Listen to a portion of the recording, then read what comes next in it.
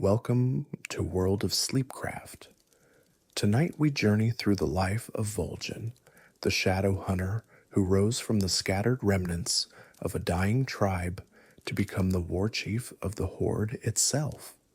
His is a tale of faith and perseverance, of loyalty tested and traditions upheld, of a troll who carried the wisdom of the Loa and the weight of his people's hopes across the most turbulent era in Azeroth's history.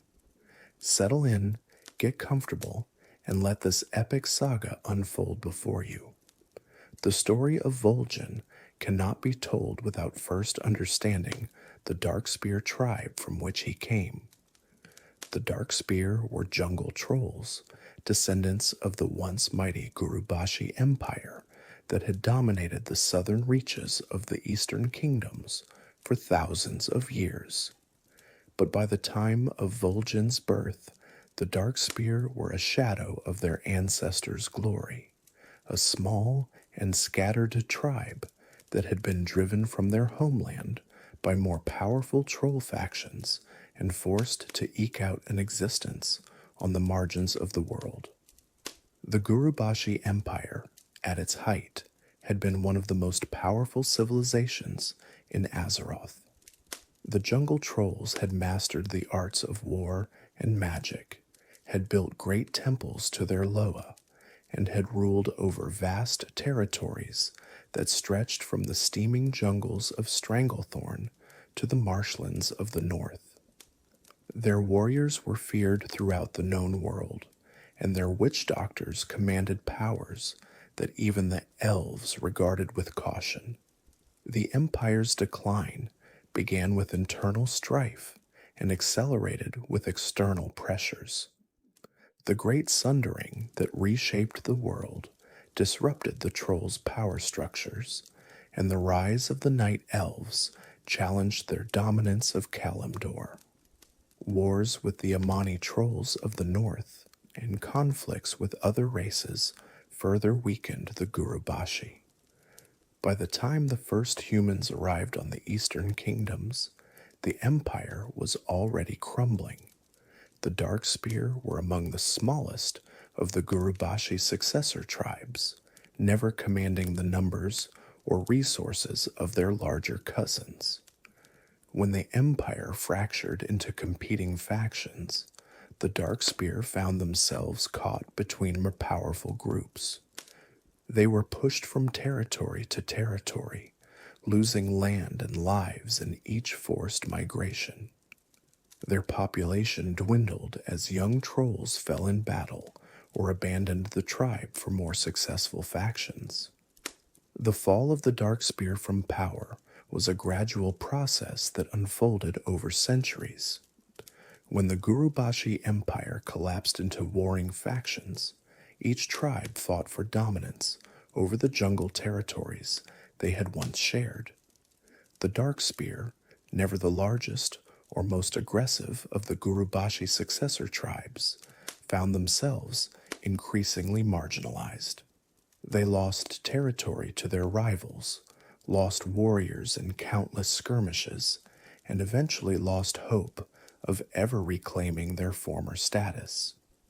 Driven from the mainland entirely, the Darkspear eventually found refuge on a chain of small islands in the South Seas, far from the jungles they had once called home. These Darkspear Islands, as they came to be known, were remote and resource poor, but they offered something the tribe desperately needed: safety from their enemies. Here, in isolation from the wider world, the Darkspear struggled to survive. Life on the islands was harsh, but not without its compensations. The Darkspear developed skills in fishing and seamanship that their jungle-dwelling ancestors had never possessed. They learned to read the currents and the weather, to navigate by the stars, to harvest the bounty of the sea. They built a new culture adapted to their maritime existence, one that blended the old traditions of the Gurubashi with new innovations born of necessity. The spiritual traditions of the Darkspear also evolved during their island exile. Like all trolls, the Darkspear venerated the Loa, the powerful spirits that served as intermediaries between the mortal world and the great beyond. But the particular Loa that the Darkspear worshipped reflected their changed circumstances. Sea spirits and storm Loa became more prominent in their pantheon, while the jungle spirits of their ancestors faded into more distant reverence. It was into this world of exile and adaptation that Vol'jin was born, the son of Sen'jin, the chieftain of the Darkspear tribe. Sen'jin was a witch doctor of considerable power, a spiritual leader as well as a political one, and he raised his son to understand both aspects of leadership. From his earliest days, Vol'jin learned that a true leader must serve both the physical needs of his people and their spiritual welfare. The circumstances of Vol'jin's youth are not fully recorded in the histories, but certain details have survived. He was not an only child, though he would become the most prominent of Sen'jin's offspring. He grew up in the close-knit community of the Darkspear, where everyone knew everyone else, and the survival of the tribe depended on cooperation and mutual support. The lessons of community and loyalty were instilled in him from the cradle. Young Vol'jin showed early signs of the qualities that would later make him a legendary leader.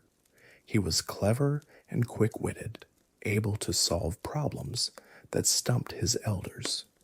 He was physically capable, a strong swimmer and skilled hunter, even by the demanding standards of Darkspear youth. But most importantly, he possessed an unusual sensitivity to the spiritual currents that flowed through the world, a gift that marked him as a potential shadow hunter. The shadow hunters were among the most revered figures in troll society. They were more than mere warriors or priests. They were the bridges between the mortal world and the realm of the Loa. A shadow hunter could commune directly with the spirits, could channel their power in battle, could receive visions and prophecies that guided their people through times of crisis. To become a shadow hunter was to accept a sacred calling, one that demanded total commitment and offered no guarantee of success. Vol'jin's childhood was not spent in isolation. His closest companion was another young troll named Zalazane, who would play a pivotal role in Vol'jin's later life, though not in the way either of them could have anticipated. The two boys were inseparable, sharing everything from their first fishing expeditions to their earliest lessons in combat. They competed against each other in every challenge, pushed each other to greater achievements, and formed a bond that seemed unbreakable. Because Vol'jin was the son of the chieftain, others always treated him as first among his peers, but he never accepted this distinction. He and Zalazane often laughed at what they saw as the ignorance of those who considered one a hero and the other merely a companion. In Vol'jin's eyes, they were equals, brothers in all but blood, and neither was superior to the other. Their childhood adventures took them across every corner of the Darkspear Islands. They explored hidden caves and climbed treacherous cliffs. They raced each other through the waves and tested their courage against the dangerous creatures that lurked in the deeper waters. They built elaborate forts of mud and driftwood, defended imaginary territories against imaginary enemies, and dreamed of the heroic deeds they would accomplish when they came of age. Vol'jin's first kill came during one of these adventures, and Zalazane was at his side when it happened. The details of what creature they faced have not been preserved, but the significance of the moment was profound. In troll culture, the first kill marked the transition from childhood to the beginning of adulthood. It was a rite of passage that every young troll hoped to accomplish with the honor, and Vol'jin and Zalazane shared this moment together. Not all of Vol'jin's childhood memories were of adventure and triumph. He once owned a small pet, a creature whose species is not recorded in the histories, and when that pet died, Vol'jin wept openly. This display of emotion might seem unremarkable for a child, but in the harsh world of the Darkspear, where survival required constant toughness, it revealed something important about Vol'jin's character. He was capable of deep feeling, of forming attachments that went beyond mere utility. On another occasion, Vol'jin beat an older bully so severely that the incident became a cautionary tale among Darkspear youth. The details of the provocation are lost to history, but the outcome demonstrated that Vol'jin's sensitivity did not preclude a capacity for violence when he deemed it necessary. He would carry both of these traits throughout his life, the ability to feel deeply and the willingness to act decisively, even brutally, when circumstances demanded. Zalazane was present for all of these formative moments, witnessing Vol'jin's growth from child to youth. Their bond seemed to deepen with each passing year, each shared experience adding another strand to the rope that tied them together. Neither could have imagined that this same bond would eventually become one of Vol'jin's greatest sources of pain. As Vol'jin approached the age when young trolls typically began their specialized training, his father Sen'jin had a vision of profound significance.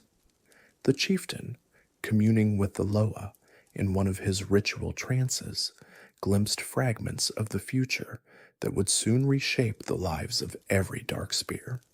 He saw strangers coming from across the sea, green-skinned warriors of terrible power.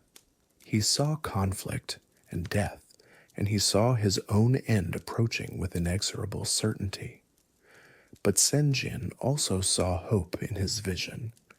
He saw that through destruction might come salvation, that the strangers who would bring death would also offer a path to survival. And he saw that his son would need to be prepared for the trials ahead, would need to become more than a mere warrior or chieftain. Vol'jin would need to become a shadow hunter, one who could walk between worlds and draw upon powers that ordinary trolls could never access. Acting on this prophetic knowledge, Sen'jin sent Vol'jin into the sacred place known as First Home, where the young troll would be tested by the Loa themselves. This was the traditional path to becoming a shadow hunter, a journey into the heart of the spiritual realm where the Loa would judge whether a candidate was worthy of their gifts. Many who attempted this trial never returned. Others came back broken in mind or body. But Sen'jin believed in his son, and he knew that this was the path Vol'jin must walk. The details of what transpired in First Home are shrouded in mystery, as is traditional for all Shadow Hunter initiations. The trials are different for each candidate, tailored by the Loa to test the specific strengths and weaknesses of the individual. What is known is that Vol'jin was not alone in his trial. Zalazane accompanied him, as he had accompanied Vol'jin in so many other challenges, and together they faced whatever tests the Loa had prepared. The experience within First Home was transformative in ways that transcended ordinary understanding. Both Vol'jin and Zalazane underwent trials that pushed them to their absolute limits, forcing them to confront their deepest fears and darkest impulses. They learned to see beyond the veil of the physical world, to perceive the spiritual currents that ordinary eyes could never detect. They formed connections with the Loa that would grant them powers beyond those of normal trolls. When the two young trolls finally emerged from First Home, they were no longer the carefree youths who had entered. They had become shadow hunters, blessed and burdened with abilities that set them apart from their peers. They could commune with the Loa, could channel spiritual energy through their bodies, could perceive truths hidden from ordinary perception. But they had paid a price for these gifts. The memories of what they had learned in First Home began to fade almost immediately upon their departure.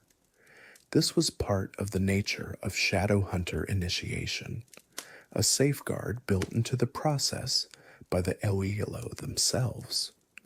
The full knowledge of what they had experienced was too powerful, too dangerous to be retained in conscious memory. What remained was the ability to use their new powers and a vague sense of the wisdom they had gained, but the specific lessons were locked away in parts of their minds they could no longer easily access. Returning to their main village, Vol'jin and Zalazane found that time had passed differently than they had perceived. Master Gaedrin, the elder shadow hunter who had overseen their training, revealed that they had been absent for 3 months. To the young initiates, it had seemed like perhaps a few days at most. This temporal distortion was another common aspect of shadow hunter trials, though it never became less disorienting for those who experienced it. Gaedrin also confirmed what Vol'jin had seen in visions during his trial, that strangers were coming across the sea and that death would follow in their wake. Most chillingly, Vol'jin now understood that his father had already seen his own death in prophetic visions. Sen'jin knew that he would not survive the coming conflict, and he had prepared his son to take his place when the time came. This knowledge cast a shadow over Vol'jin's pride in his accomplishment. He had achieved what he had set out to achieve, had become a shadow hunter like his father before him. But he now carried the burden of knowing that his elevation came at a price, that his father's death was approaching with the same certainty as the tides. The joy of success was mingled with the grief of anticipated loss. Vol'jin threw himself into the preparations that his father had ordered. The Darkspear would need to evacuate their islands, Sen'jin had decreed, fleeing before whatever catastrophe the visions had foretold. This was no small undertaking for a tribe that had called these islands home for generations. Every possession had to be catalogued, every boat made seaworthy, every contingency planned for. The young shadow hunter worked alongside his people, using his new abilities to sense the best timing for various preparations, to detect threats that ordinary scouts might miss. He tried not to think too much about what was coming, focusing instead on the immediate tasks at hand. But in quiet moments, when the work was done and night fell over the islands, he could not help but wonder how much time remained before his father's prophecy came to pass. The arrival of the orcs fulfilled Sen'jin's prophecy in ways both expected and surprising. A violent storm drove a small fleet of strange vessels to shelter in the waters around the Darkspear Islands, and from those vessels emerged creatures unlike any the trolls had ever seen.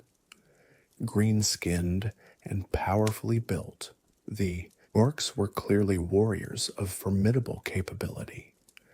At their head was a young leader named Thrall, who carried himself with the bearing of a chieftain despite his relative youth. Thrall and his orcs were not invaders seeking conquest. They were refugees, fleeing across the sea from the eastern continents, where their people had been imprisoned in internment camps after their defeat in the Second War. Thrall had liberated his people from these camps and reformed them into a new horde, one based on honor and the ancient traditions of the orcs rather than the demonic corruption that had once enslaved them. They were sailing to a new land called Kalimdor, where they hoped to build a new home for themselves. The Darkspear viewed these unexpected visitors with caution but not hostility. Sen'jin, guided by his visions, recognized Thrall as the stranger who would bring both death and salvation. He ordered his people to offer what hospitality they could, sharing the limited resources of the islands with the stranded orcs. This generosity would prove crucial in the days to come, but the orcs were not the only threat that had been lurking around the Darkspear Islands. For years, a malevolent sea witch had been growing in power in the waters near the islands, commanding an army of murlocs that served her every whim.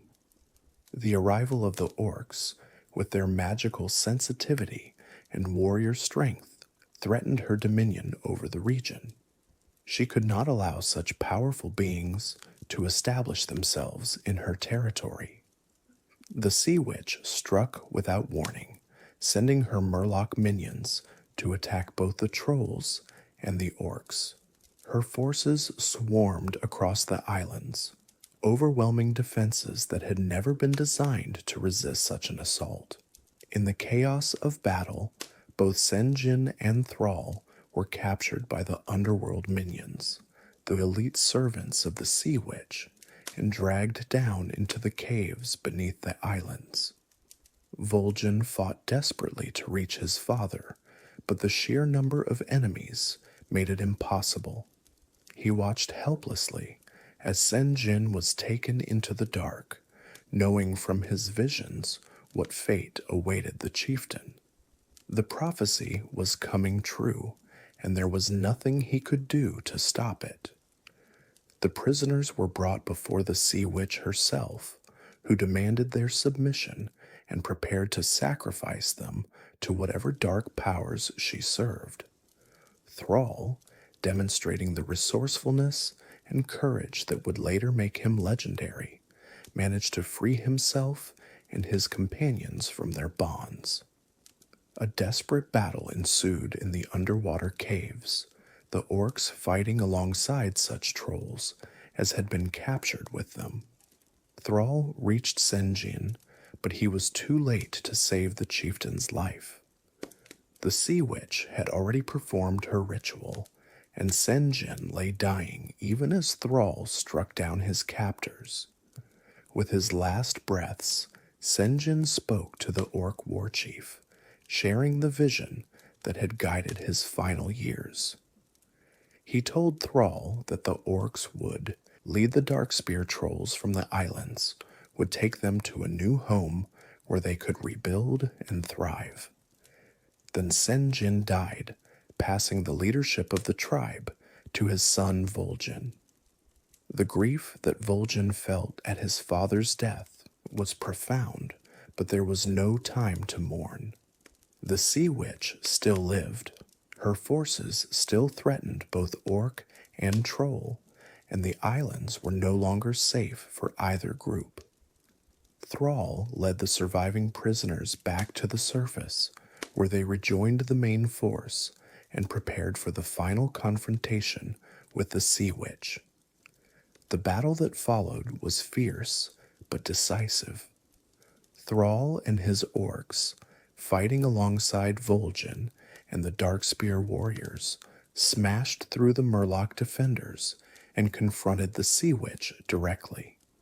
Though she commanded powerful magic and summoned waves of reinforcements, she could not withstand the combined might of the two peoples. The Sea Witch was defeated, her power broken, and the immediate threat to the islands eliminated.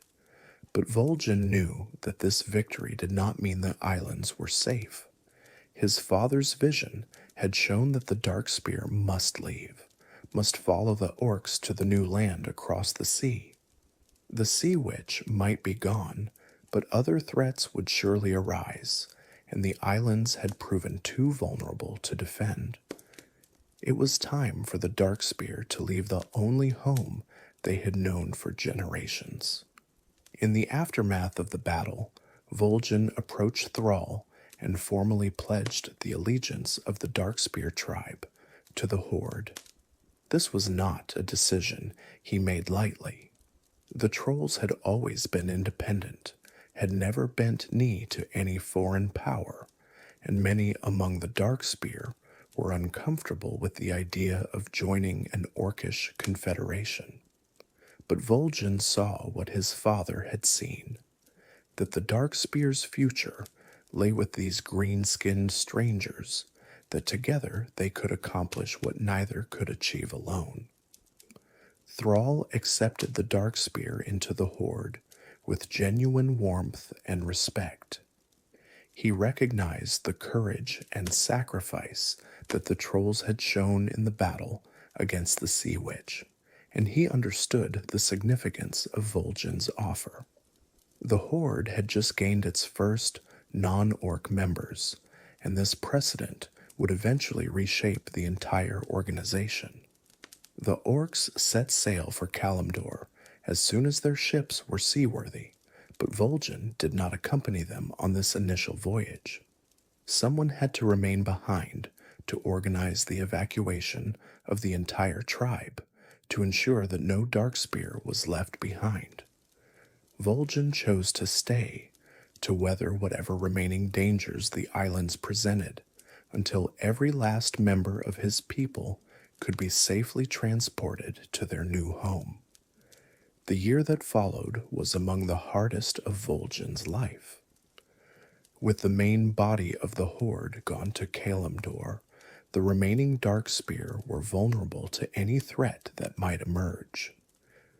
The Sea Witch's death had created a power vacuum in the region, and various factions vied to fill it. Vol'jin had to defend his people against opportunistic pirates, hungry sea creatures, and the remnants of the Murloc forces that had once served the Sea Witch. Throughout this difficult period, Vol'jin drew upon the lessons he had learned as a shadow hunter. He communed with the Eloa for guidance, receiving visions that helped him anticipate threats and find solutions to seemingly impossible problems. He led raiding parties against those who threatened his people, demonstrating the martial prowess that would later make him feared throughout Azeroth. And he maintained the morale of the Darkspear, reminding them constantly of the promised land that awaited them across the sea. Finally, when the last of the tribe had been gathered and the ships were ready, Vol'jin led his people away from the islands that had been their home. They sailed west toward Kalimdor, following the route that Thrall's fleet had taken a year before. The journey was long and sometimes dangerous, but Vol'jin guided his people through every challenge, and at last they sighted the shores of the new land. The Darkspear found the Horde already established in a harsh but promising territory called Durotar, named in honor of Thrall's father.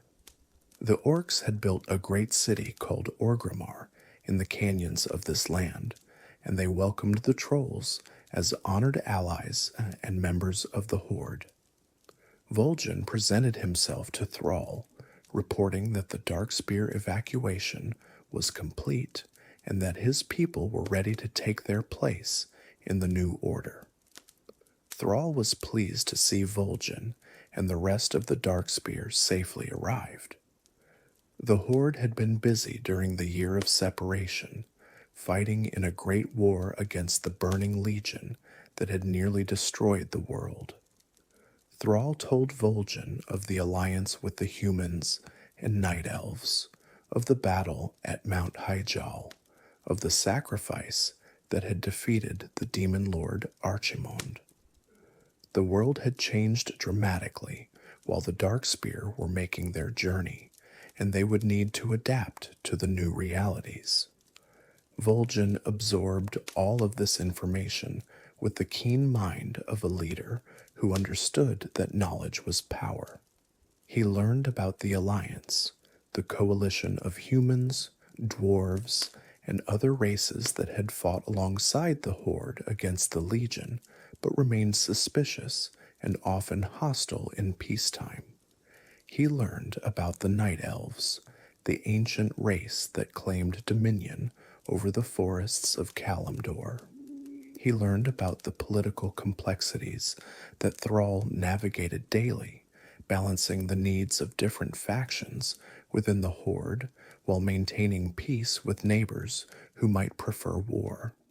For the Darkspear themselves, Thrall offered a home on a chain of small islands just off the coast of Durotar.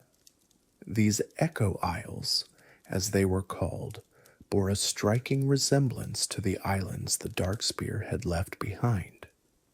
They had beaches and lagoons, forests and caves, everything a tribe of jungle trolls might need to feel at home.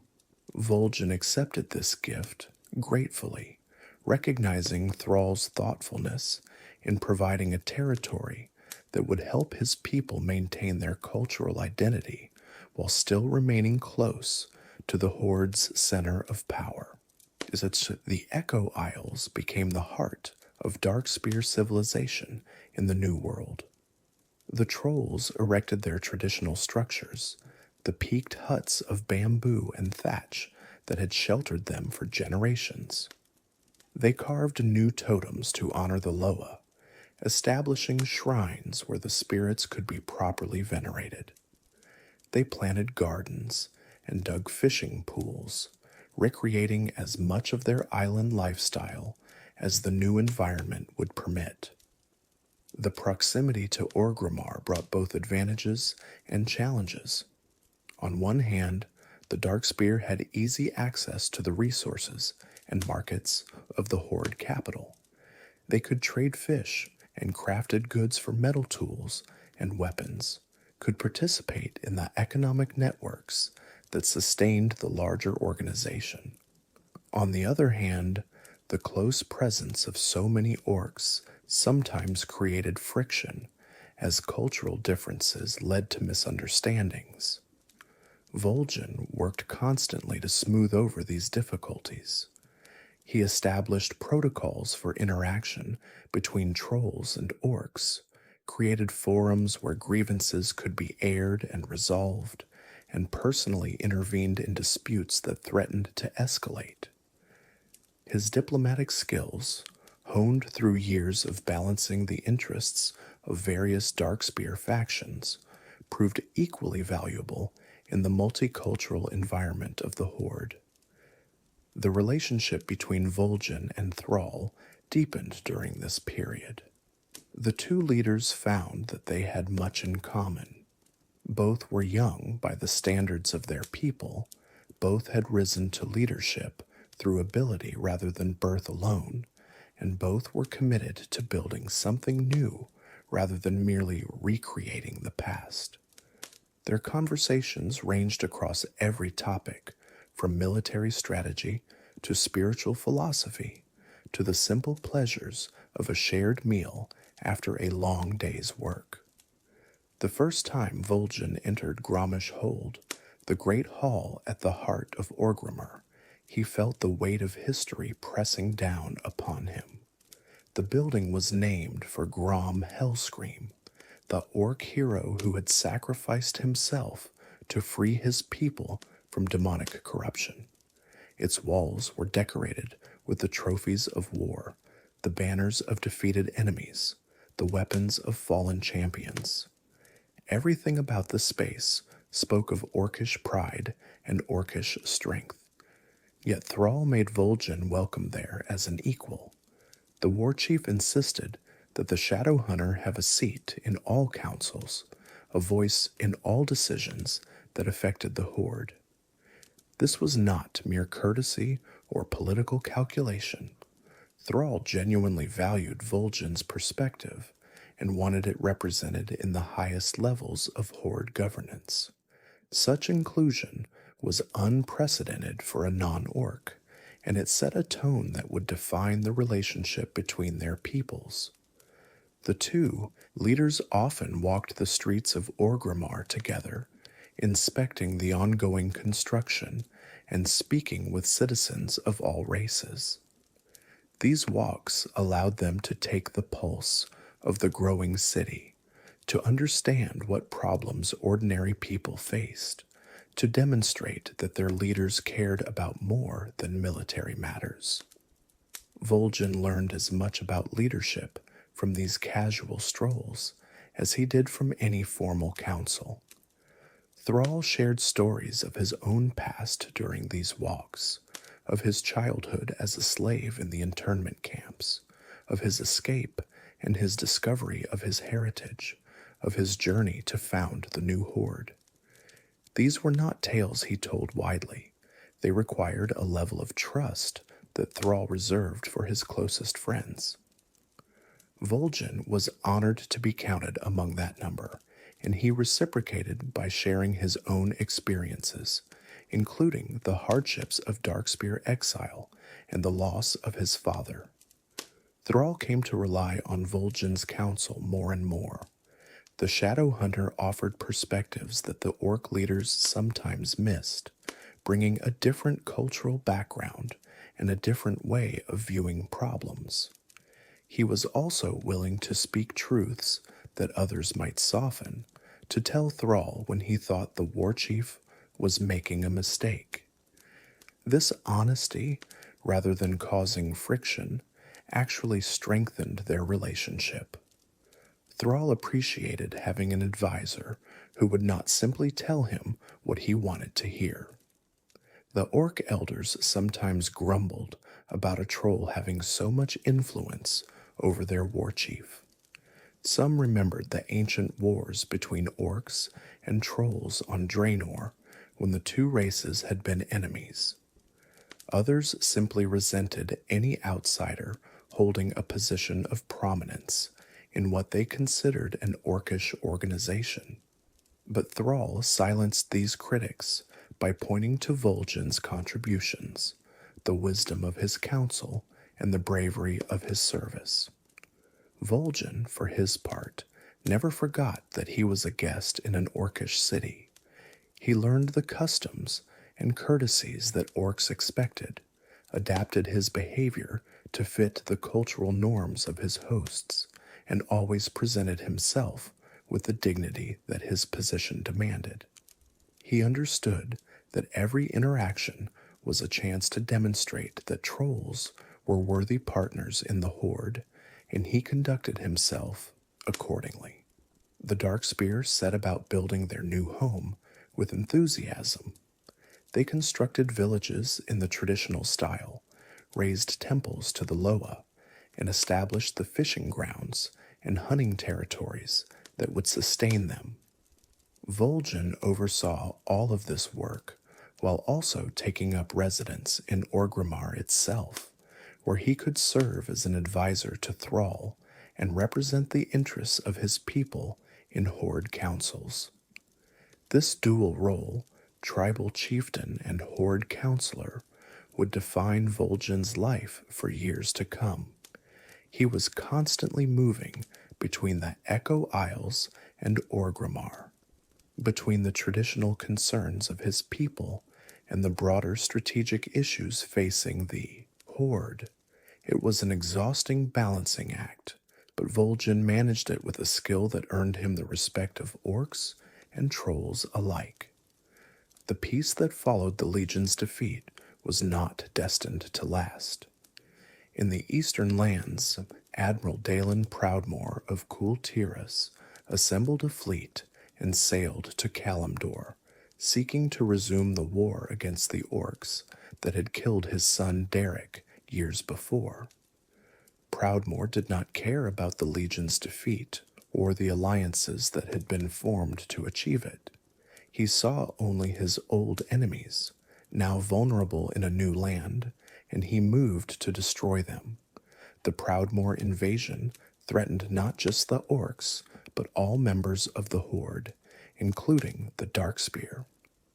When the Admiral's fleet appeared off the coast of Durotar, Vol'jin's people were among the first to face attack.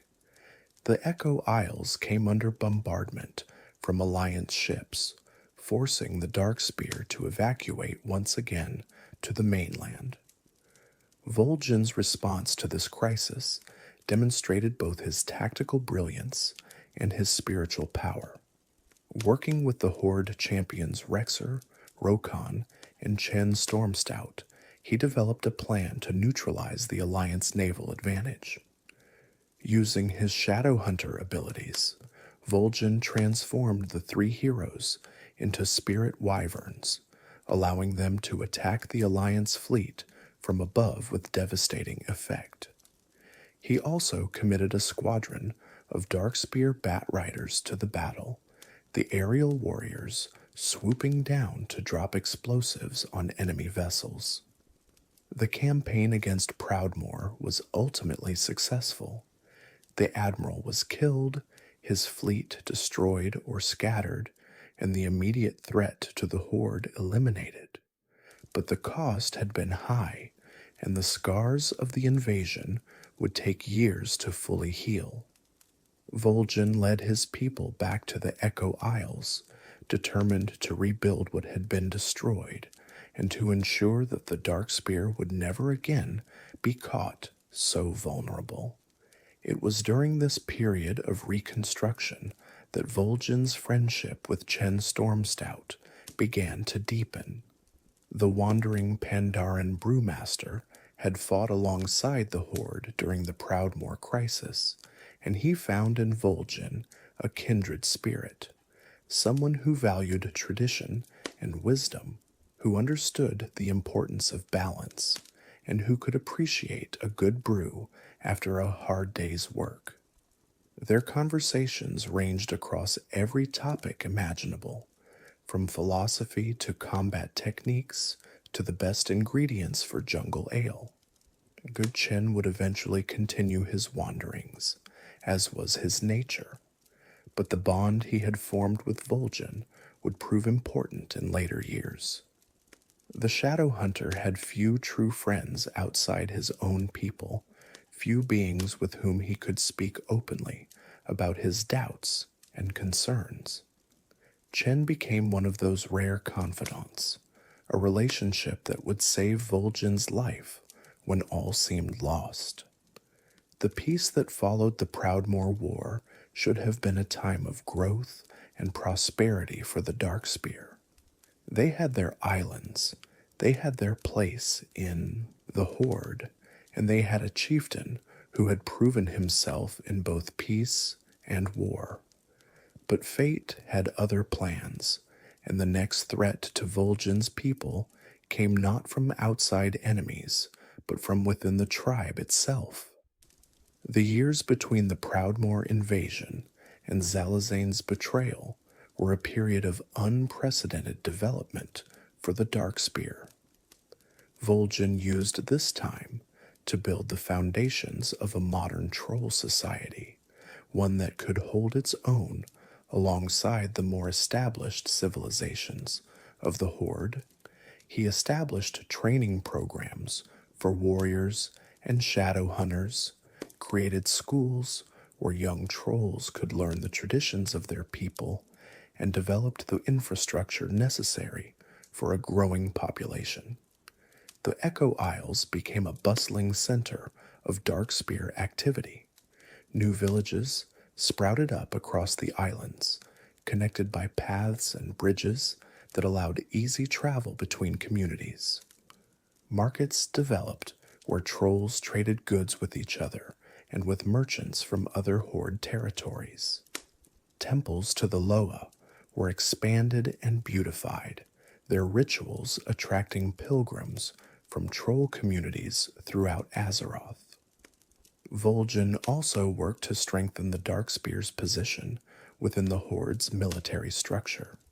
He sent young warriors to train alongside orcs and Tauren, learning techniques and tactics that complemented their own fighting styles. He established a corps of scouts and spies who could gather intelligence from across the world. He ensured that when the Horde called upon the Darkspear for military support, his people would be ready to answer with effective and disciplined forces. The Shadow Hunters, the elite spiritual warriors of the Darkspear, received particular attention during this period. Vol'jin knew that these warriors were the heart of troll power, the connection between his people and the Loasso who protected them. He worked with Master Gaedren and other elder shadow hunters to formalize the training process, ensuring that each generation of initiates would be properly prepared for their sacred responsibilities. Cultural preservation was another priority. Vol'jin understood that the Darkspear had lost much of their heritage during their long exile and their integration into the Horde. He commissioned scribes to record the oral histories of the tribe, creating written versions of stories that had been passed down through generations. He encouraged the practice of traditional crafts, the performance of ancestral dances, the maintenance of customs that connected the Darkspear to their past.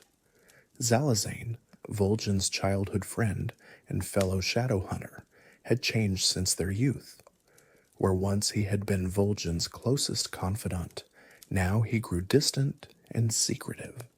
He spent long hours alone, conducting rituals that the other trolls could not understand, communing with spirits that did not seem to be the familiar Loa of the Darkspear.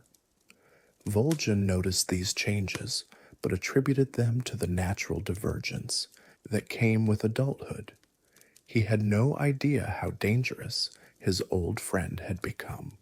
The truth became clear when Zalazane began to use dark magic to take control of other Darkspear's minds. It started with a few isolated cases, trolls who suddenly began behaving strangely, following Zalazane's orders without question, forgetting their friends and families. At first, Vol'jin thought these might be cases of illness or possession by hostile spirits, but investigation revealed a more sinister explanation. Zalazane had discovered a form of magic that allowed him to enslave the minds of other trolls, binding them to his will as surely as chains could bind their bodies. He used this power secretly at first, building an army of mindless followers one by one. By the time Vol'jin realized what was happening, Zalazane had already corrupted a significant portion of the tribe. Confronting his former friend was one of the most painful moments of Vol'jin's life. He still remembered the boy who had run beside him through the beaches of their homeland, who had faced the trials of first home at his side, who had shared every joy and sorrow of youth. That boy was gone, replaced by something cold and hungry, something that saw other trolls only as tools to be used. Zalazane was not interested in reconciliation or explanation. He demanded that Vol'jin submit to his control, join the growing army of the enslaved, and acknowledge Zalazane as the true leader of the Darkspear. When Vol'jin refused, Zalazane attacked, and only Vol'jin's superior skill as a shadow hunter allowed him to escape with his life. The civil war that followed tore the Darkspear apart. Families were divided as some members fell under Zalazane's control, while others remained free. The fighting was savage and confused, made worse by the fact that the mindless servants showed no recognition of their former loved ones. Vol'jin faced the agonizing choice of killing trolls he had known since childhood or allowing them to kill him. The horror of fighting the enslaved was unlike any other conflict Vol'jin had experienced. When he faced the orcs or the humans, when he battled demons or the undead, there was clarity in the combat. These were enemies, beings who had chosen to stand against him and his people, but the Darkspear under Zalazane's control had made no such choice. They were victims, their minds stolen, their bodies used as weapons against their own families. Vol'jin tried repeatedly to break Zalazane's hold on his victims, using every shadow hunter technique he knew. He called upon the LOOs to intervene, begged the spirits of the ancestors to free their descendants. But Zalazane's magic was too strong, too deeply embedded in the minds of those he controlled. The only way to stop the enslaved was to kill them, and every death weighed heavily on Vol'jin's conscience. Some of his warriors broke under the strain.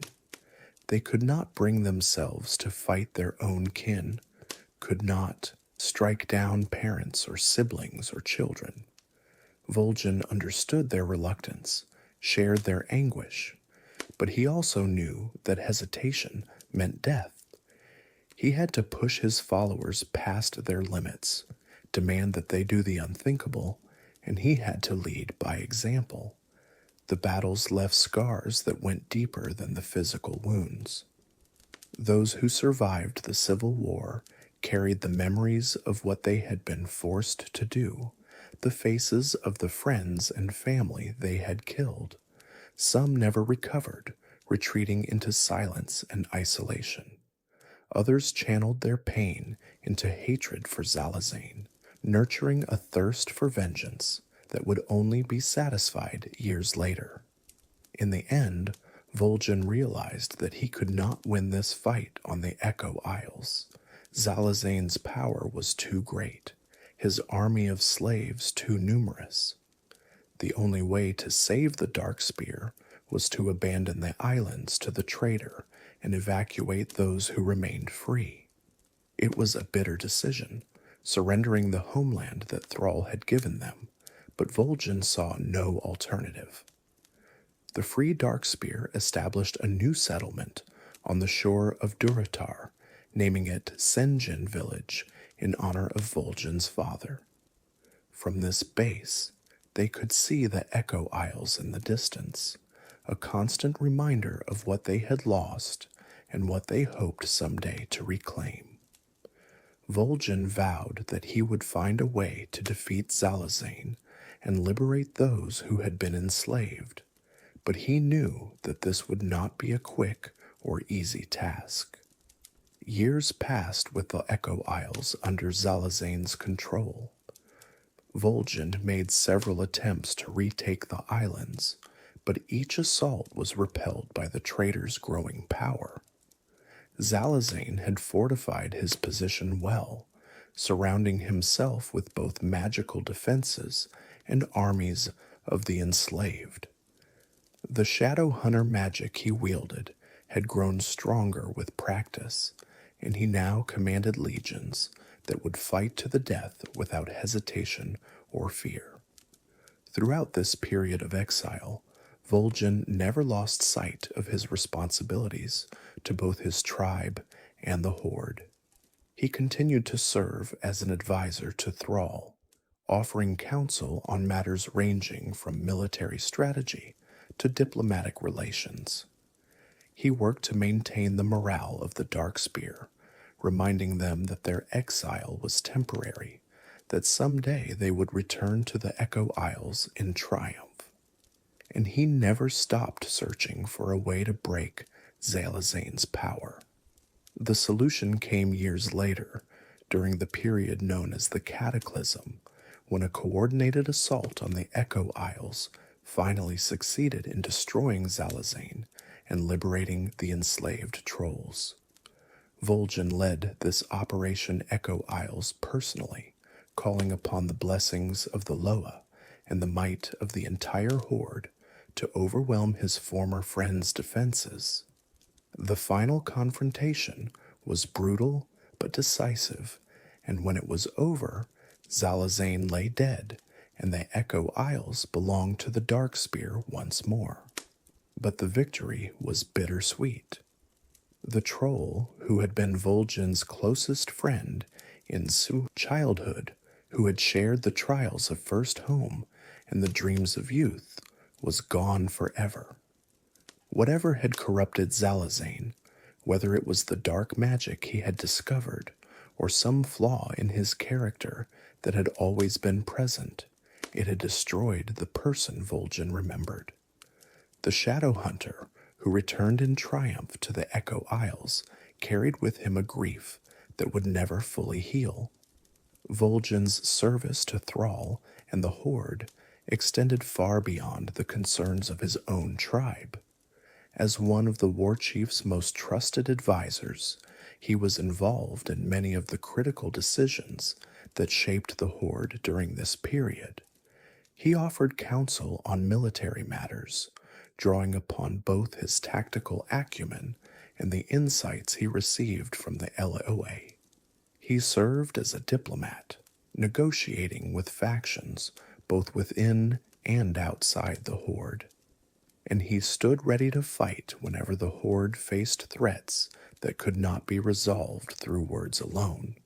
One of the most significant crises of this period was the betrayal at the Wrathgate, an event that shook the Horde to its foundations. The Forsaken, the undead faction led by Sylvanas Windrunner, had been members of the Horde since shortly after its reformation. But within the Forsaken ranks, a faction led by Grand Apothecary Putris and the Dreadlord Varimathras had secretly plotted treachery. At the Wrathgate, during a battle against the Lich King's forces, Putris unveiled a new plague that killed indiscriminately, destroying Scourge, Alliance, and Horde soldiers alike.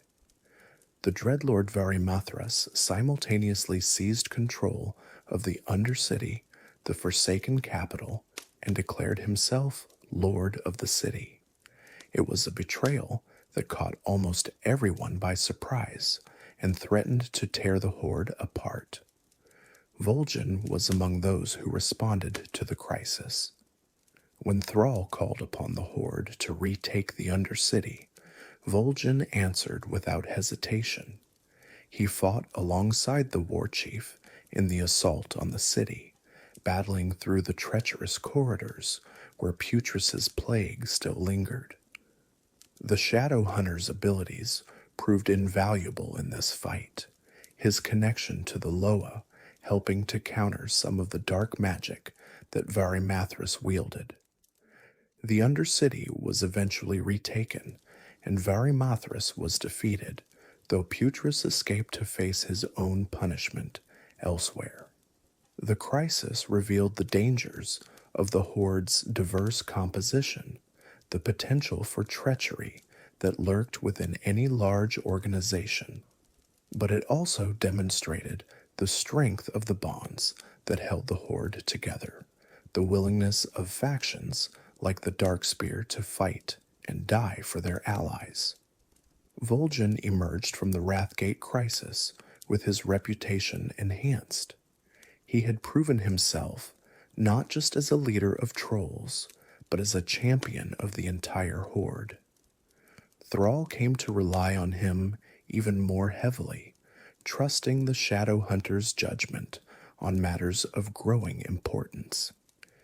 It seemed that Vol'jin's position within the Horde was secure that he would continue to serve as advisor and warrior for as long as Thrall remained Warchief. The campaigns in Northrend that followed the Wrathgate incident further tested Vol'jin's abilities. The Horde committed significant forces to the war against the Lich King, and Vol'jin ensured that the Darkspear contributed their share. Troll warriors fought alongside orcs and tauren in the frozen wastes. Shadow hunters used their abilities to counter the necromantic magic of the scourge, and Darkspear bat riders provided reconnaissance that proved invaluable in the difficult terrain. The frozen wastes of Northrend were unlike anything Vol'jin had experienced in his life. Born and raised on tropical islands, he found the bitter cold of the northern continent almost unbearable at first. The Darkspear trolls, adapted over generations to warm climates, struggled in conditions that the northern races took for granted. Vol'jin had to develop new tactics, new supply lines, new ways of keeping his warriors fighting when the very air seemed to be trying to kill them. The scourge itself was a horror beyond Vol'jin's worst imaginings. He had fought many enemies in his life, from murlocs to humans to his fellow trolls, but he had never faced an enemy that could turn the fallen into additional soldiers for the opposing side. Every warrior who died in battle against the undead could rise again to fight against their former comrades. This grim calculus forced Vol'jin to make hard choices about when to commit his forces and when to withdraw. Vol'jin himself participated in several operations against the Lich King's forces. He experienced firsthand the horrors of Icecrown Citadel, the seat of the Lich King's power, and he fought the endless waves of undead that defended it. The citadel rose from the frozen ground like a monument to death itself, its black spires reaching toward a sky that seemed perpetually overcast. The air around it was thick with the stench of decay and the whispers of countless tortured souls. Within those cursed walls, Vol'jin witnessed things that would haunt his dreams and for years to come. He saw the Lich King's experiments, the twisted creatures created by combining flesh and metal and dark magic. He fought Vrykul warriors who had pledged themselves to death, encountered spirits bound against their will to serve the scourge, and glimpsed the vast scale of the Lich King's ambition. If such a force were ever turned against the rest of Azeroth without opposition, nothing could stop it. The experience strengthened his hatred of necromancy and those who practiced it, a hatred that would later complicate his relationship with the Forsaken. Vol'jin understood intellectually that the Forsaken were victims of the Scourge rather than its allies, that they had broken free of the Lich King's control and deserved sympathy rather than fear. But the emotional scars of Northrend were deep, and he could never quite shake his discomfort around the undead. The fall of the Lich King, achieved through the combined efforts of Horde and Alliance champions, brought a brief period of peace. The threat that had haunted Azeroth since the Third War was finally ended, and the people of the world could hope for a future free from the shadow of the Scourge. Vol'jin used this time to further develop the Darkspear homeland, to train new generations of warriors and shadow hunters, and to strengthen the bonds that held the tribe together. But peace was fleeting, as it always seemed to be in Azeroth. The elemental chaos that preceded the cataclysm sent tremors through the world, heralding the return of Deathwing and the shattering of the world itself. The great dragon broke free of his prison in the depths of the earth and flew across Azeroth, leaving destruction in his wake.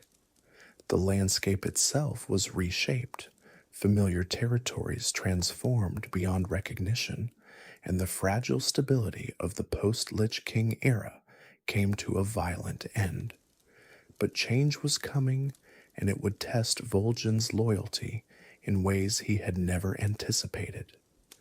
Thrall had been feeling the call of the elements for some time, a pull toward the shamanic traditions of his ancestors that transcended his political duties. When the cataclysm struck, shattering the world and awakening the corrupted dragon Deathwing, Thrall finally answered that call. He stepped down as Warchief of the Horde to become a member of the Earthen Ring, dedicating himself to healing the world's wounds. In his place, Thrall appointed Garrosh Hellscream, son of the legendary orc hero Grom Hellscream. It was a controversial choice from the beginning. Garrosh was young and inexperienced, aggressive where Thrall had been diplomatic, and openly contemptuous of the Horde's non-orc members. Many within the Horde questioned whether he was ready for the mantle of leadership, but Thrall believed in Garrosh's potential and hoped that responsibility would temper the young orc's excesses. Vol'jin opposed the choice privately, but accepted it publicly.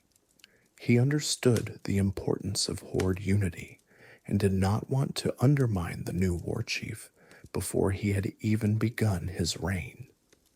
The Shadow Hunter hoped that his concerns about Garrosh would prove unfounded, that the young orc would grow into his role and lead the Horde with wisdom as well as strength. Those hopes were quickly disappointed. Garrosh's approach to leadership was fundamentally different from Thrall's. Where Thrall had sought to build consensus and respect the traditions of all Horde races, Garrosh openly favored orcs over other members. He spoke dismissively of the trolls, the Tauren, the goblins, and especially the Forsaken, treating them as second-class citizens within the Horde they had helped to build. Vol'jin's first major confrontation with Garrosh came not long after the new Warchief took power. The details of their argument have been preserved in the records, and they reveal the depth of the divide between the two leaders. Garrosh questioned Vol'jin's loyalty, implying that the trolls were parasites feeding off orcish strength rather than valuable allies contributing to the Horde's success. Vol'jin responded with barely controlled fury, warning Garrosh that the Darkspear would not tolerate being treated as lesser beings. The confrontation occurred in Gromash Hold, the heart of orcish power in Orgrimmar. Vol'jin had come to discuss the allocation of resources for the Darkspear, a routine matter that should have been handled with minimal friction. But Garrosh used the meeting as an opportunity to assert his dominance, to remind Vol'jin of who held power in the new order. The Warchief's advisors watched nervously as the tension in the room escalated. Some of them had served under Thrall and remembered the respectful relationship between the former Warchief and the Darkspear leader. They saw clearly how different Garrosh was, how his aggression and arrogance were alienating one of the Horde's most experienced and valuable allies. Vol'jin's response to Garrosh's insults was measured but unmistakable. He spoke of the blood that the Darkspear had shed for the Horde, of the sacrifices his people had made since the earliest days of the Alliance. He reminded Garrosh that the trolls had fought alongside orcs when other races refused to help, had stood with Thrall when the Horde was still struggling to survive. He would not allow these contributions to be dismissed or forgotten. The exchange of threats that followed shocked everyone present. No one had ever spoken to a Warchief the way Vol'jin spoke to Garrosh, promising that if the orc continued down his path of destruction, Vol'jin himself would be the one to end him. It was a declaration of potential rebellion, barely disguised as a warning, and it set the stage for everything that would follow. Garrosh's reaction to this defiance was telling. He seemed almost pleased by Vol'jin's threat, as if he had been hoping for an excuse to move against the trolls. The Warchief smiled his predatory smile and warned Vol'jin to watch his step, implying that accidents could happen to those who forgot their place. The meeting ended with both leaders more determined than ever to see the other brought low. The confrontation nearly came to blows. Garrosh threatened Vol'jin directly, and the Shadow Hunter promised that if the Warchief continued down his current path, Vol'jin would be the one to end him. It was a remarkable threat to make against the leader of the Horde, a declaration that their conflict was now personal as well as political. Garrosh seemed almost amused by Vol'jin's defiance, but the Shadow Hunter knew that he had made a dangerous enemy.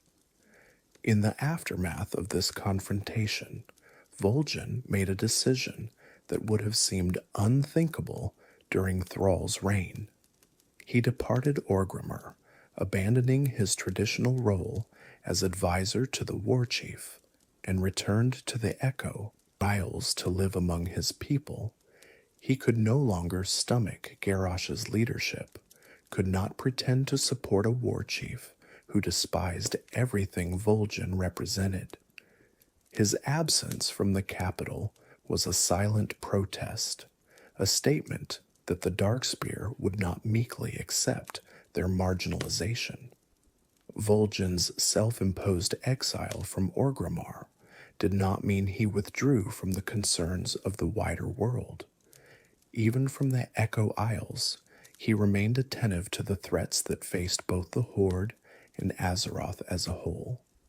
When the Zandalari trolls, the ancient and powerful progenitors of all troll civilization, began to stir, Vol'jin recognized the danger immediately. The Zandalari had once ruled an empire that spanned much of Azeroth, and they had never accepted their decline into relative obscurity.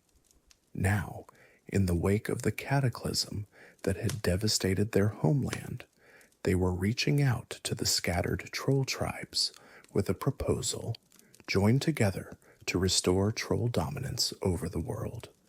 They recruited the Gurubashi to resurrect their blood god Hakar, and they allied with the Amani to reclaim their ancient territories. Many trolls found the Zandalari offer tempting. The other races of Azeroth had never shown the trolls much respect, had pushed them to the margins of their own continent, had treated them as savage relics of a bygone age. The chance to reverse these indignities, to see the troll empires rise again, appealed to trolls who had grown weary of being overlooked and underestimated. Vol'jin was not among them. He recognized that the Zandalari vision of restoration would require war against the Horde, against the allies who had given the Darkspear a home and a purpose. More than that, he understood that the methods the Zandalari proposed, the resurrection of dark gods and the conquest of other races, would ultimately lead to disaster. The old troll empires had fallen for reasons, and simply recreating them would not address the fundamental flaws that had caused their collapse. The Shadow Hunter publicly opposed the Zandalari and their allies, committing Darkspear forces to the battles against the revived threats. He led his people against the Gurubashi in Zul'Gurub and the Amani in Zulaman, striking down trolls who had chosen the path of destruction. It was painful to fight against his own kind, to kill trolls who might have been allies in a different world, but Vol'jin saw no alternative. The Zandalari had to be stopped, and the Darkspear would help stop them. This opposition to the Zandalari deepened the divide between Vol'jin and Garrosh. The Warchief seemed almost disappointed that the Darkspear had not joined the Zandalari cause, as it would have given him an excuse to purge the trolls from the Horde entirely. Instead, Vol'jin's loyalty to the Horde, even when the Horde's leader despised him, undermined Garrosh's narrative of troll untrustworthiness. The Zandalari threat forced Vol'jin to confront difficult questions about troll identity and the future of his people. The Zandalari messengers who came to the Echo Isles spoke eloquently of troll unity, of the glory that awaited those who joined the resurgent empire. They promised power and respect, the restoration of everything the trolls had lost since the Sundering. For a people who had spent generations on the margins, these promises were tempting indeed. Some younger Darkspear were drawn to the Zandalari vision. They had grown up hearing stories of the ancient troll empires, of the days when trolls ruled vast territories and lesser races cowered before their might. The current reality, where trolls were junior partners in an orcish confederation, seemed a poor substitute for the glories of the past. Why should they settle for this diminished existence when they could reclaim their heritage? Vol'jin addressed these concerns directly, speaking to his people about what the Zandalari really offered. He pointed out that the ancient empires had fallen for reasons, that the practices the Zandalari wanted to revive had led to destruction rather than lasting power.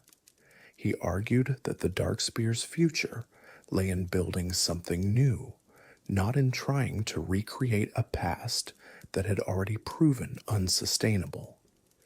He reminded them that the Horde, for all its flaws, had given them something the old empires never had: allies who would fight alongside them rather than subjects to be ruled.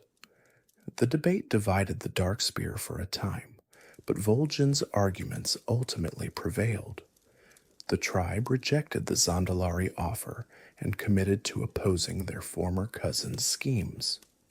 It was a defining moment for Darkspear identity, a declaration that they were no longer bound by the mistakes of their ancestors.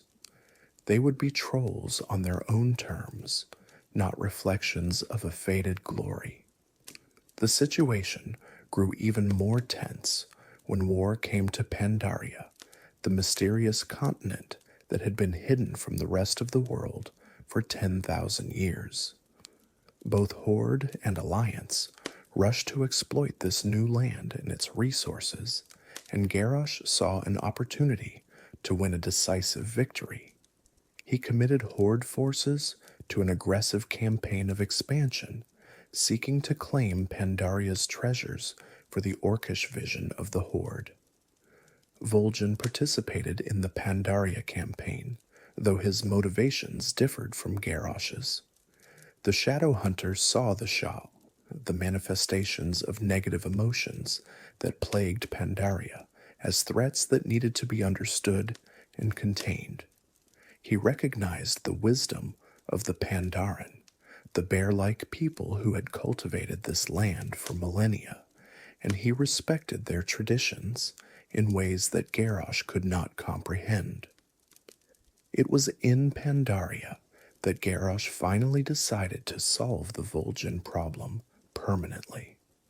The Warchief had grown tired of the Shadow Hunter's defiance, of his popularity among non-orc members of the Horde, of his constant reminder that the old ways were not the only ways.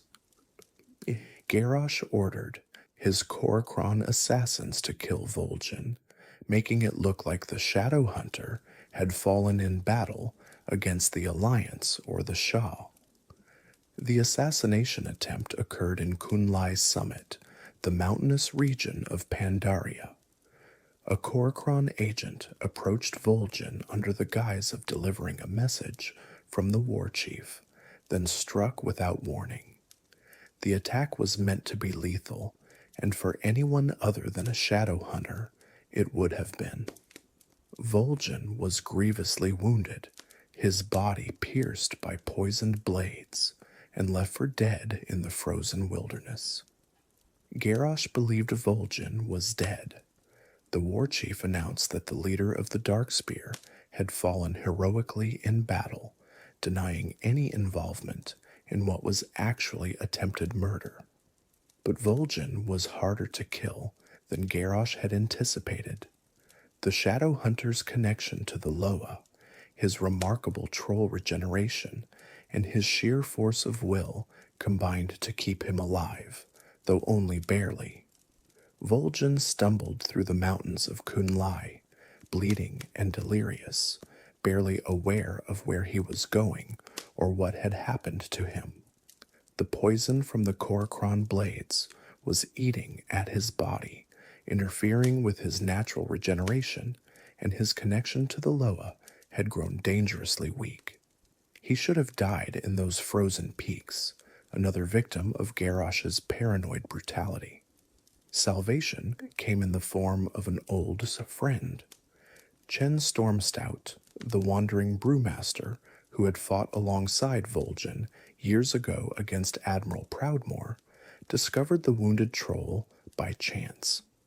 Chen had come to Pandaria for his own reasons, seeking his ancestral homeland after a lifetime of wandering, but he immediately recognized Vol'jin and understood that his friend was dying. Chen carried Vol'jin to the Shadowpan Monastery, a hidden fortress high in the mountains where the elite Pandaren warriors trained. The Shadowpan were the guardians of Pandaria, sworn to protect the land from the Shah and other threats, and their monastery possessed healing facilities that could give Vol'jin a chance at survival. Chen used all of his influence to get Vol'jin admitted and treated, calling in favors from the friends he had made since arriving in Pandaria. The healers of the Shadowpan worked desperately to save Vol'jin's life. They purged the poison from his body, stitched closed his wounds, and stabilized his condition to the point where his natural regeneration could take over. But the damage went deeper than physical injury. The assassination attempt had shaken Vol'jin to his core, breaking something inside him that the healers could not mend. In the days and weeks that followed, Vol'jin's body healed, but his spirit remained wounded. His regeneration, which should have restored him to full health quickly, worked sluggishly and incompletely. Wounds that should have closed in days remained raw and painful. The Loo, who had always been present in Vol'jin's awareness, grew distant and silent, as if they had withdrawn their favor from their shadow hunter. The monastery became a strange kind of sanctuary for the wounded shadow hunter. The Shadowpan monks went about their daily routines of training and meditation, maintaining the discipline that had kept Pandaria safe for 10,000 years. Their calm focus stood in stark contrast to Vol'jin's inner turmoil, their certainty highlighting his doubt. He watched them from his sickbed, wondering how they could be so confident in their purpose when his own sense of purpose had been shattered. The architecture of the monastery reflected the Pandaren philosophy of balance and harmony. Every building was positioned with careful attention to the flow of energy through the landscape. Gardens were cultivated not just for beauty, but for their spiritual significance, each plant chosen for the qualities it represented. Even the sounds of the monastery, the ringing of bells, and the chanting of prayers were designed to promote mental clarity and inner peace. Vol'jin found these surroundings initially unsettling. Darkspear culture was louder, more boisterous, more accepting of chaos as a natural part of existence. The pristine order of the monastery felt almost oppressive to someone who had grown up with the drums and dances of his people. But as the days passed and his body slowly began to heal, he started to appreciate the peace that the monks had created. The food of the monastery was another revelation. Vol'jin had never paid much attention to what he ate, viewing food as fuel rather than pleasure. But the monks prepared meals with the same care they brought to everything else, balancing flavors and textures in ways that turned eating into a form of meditation. Chen Stormstout naturally took a particular interest in introducing Vol'jin to the culinary arts of his people, insisting that proper nutrition was essential to the healing process. The cause of this spiritual crisis was Vol'jin's own doubt. Everything he had believed about his place in the world, his loyalty to the Horde, his faith in the alliances he had built, had been called into question by Garrosh's betrayal. Vol'jin had dedicated his life to serving the Horde, had led his people to join with the orcs, had fought and bled for a cause he believed was just, and in return, the Warchief of the Horde had tried to murder him. The doubts ran deeper still. Vol'jin questioned his own judgment, his decisions as a leader, his worthiness to commune with the Loa. If he had been so wrong about Garrosh, about the Horde, what else had he been wrong about? The foundations of his identity were crumbling, and without them, his power as a shadow hunter faded away. Chen Stormstout recognized what was happening to his friend. The brewmaster had wandered the world for decades, had seen many forms of suffering, and he understood that Vol'jin's wounds were as much spiritual as physical. He set about helping Vol'jin heal not just his body, but his sense of self, using the wisdom of the Pandaren to address the doubts that were killing him from within. The Pandaren philosophy was different from anything Vol'jin had encountered before. They spoke of balance, of accepting both light and shadow as necessary parts of existence. They taught that strength came not from suppressing doubt and fear, but from acknowledging and processing these emotions. They showed Vol'jin a path to healing that did not require him to be perfect or certain, only to be honest with himself about what he felt. Vol'jin also formed an unexpected friendship during his recovery. Tirathan Court, a human hunter, had been brought to the monastery after being wounded by the Shah of Doubt in the Jade Forest. Like Vol'jin, he was recovering from wounds both physical and spiritual. Like Vol'jin, he had been betrayed by those he had trusted. The two warriors, nominally enemies as members of opposing factions, found common ground in their shared suffering. Their friendship surprised everyone, including themselves. Vol'jin had fought against humans his entire life, had seen them as enemies of his people and threats to the Horde. Tirathan had been taught to view trolls as savage monsters, primitive creatures to be feared and destroyed. Yet in the quiet of the monastery, far from the politics that divided their peoples, they discovered that they had more in common than either had expected. They spoke of their pasts, sharing stories of battles fought and losses suffered. They discussed their faiths, Vol'jin explaining the way of the Loa, while Tirathan described his devotion to the holy light. They trained together, helping each other rebuild the physical strength that their injuries had stolen. And slowly, through this unlikely companionship, both began to heal. The lessons Vol'jin learned in the monastery would stay with him for the rest of his life. He came to understand that doubt was not weakness, but wisdom, that questioning one's choices was necessary for growth. He learned that loyalty did not mean blind obedience, that sometimes the greatest service to a cause was to challenge its leaders when they went astray. He discovered that enemies could become friends, and that the divisions between peoples were often less absolute than they seemed. Most importantly, Vol'jin rekindled his bond with the Loa.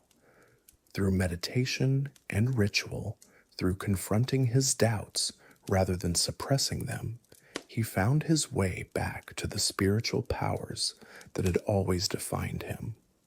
The Loa had not abandoned him, he had abandoned himself.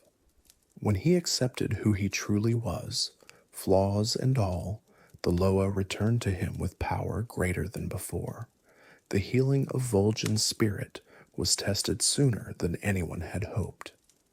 The Zandalari trolls, not content with their attempts to revive the old empires in the eastern kingdoms, launched an invasion of Pandaria itself. They came through Zochin province, near the Shadow Pan Monastery, seeking to prepare the way for the Thunder King, the ancient Mogu emperor whose resurrection they planned. Vol'jin and Tirathan, though not fully recovered, took up arms to help defend the monastery. The Shadow Pan could not be expected to hold off the Zandalari invasion alone, and the two recovering warriors felt a debt to the monks who had saved their lives.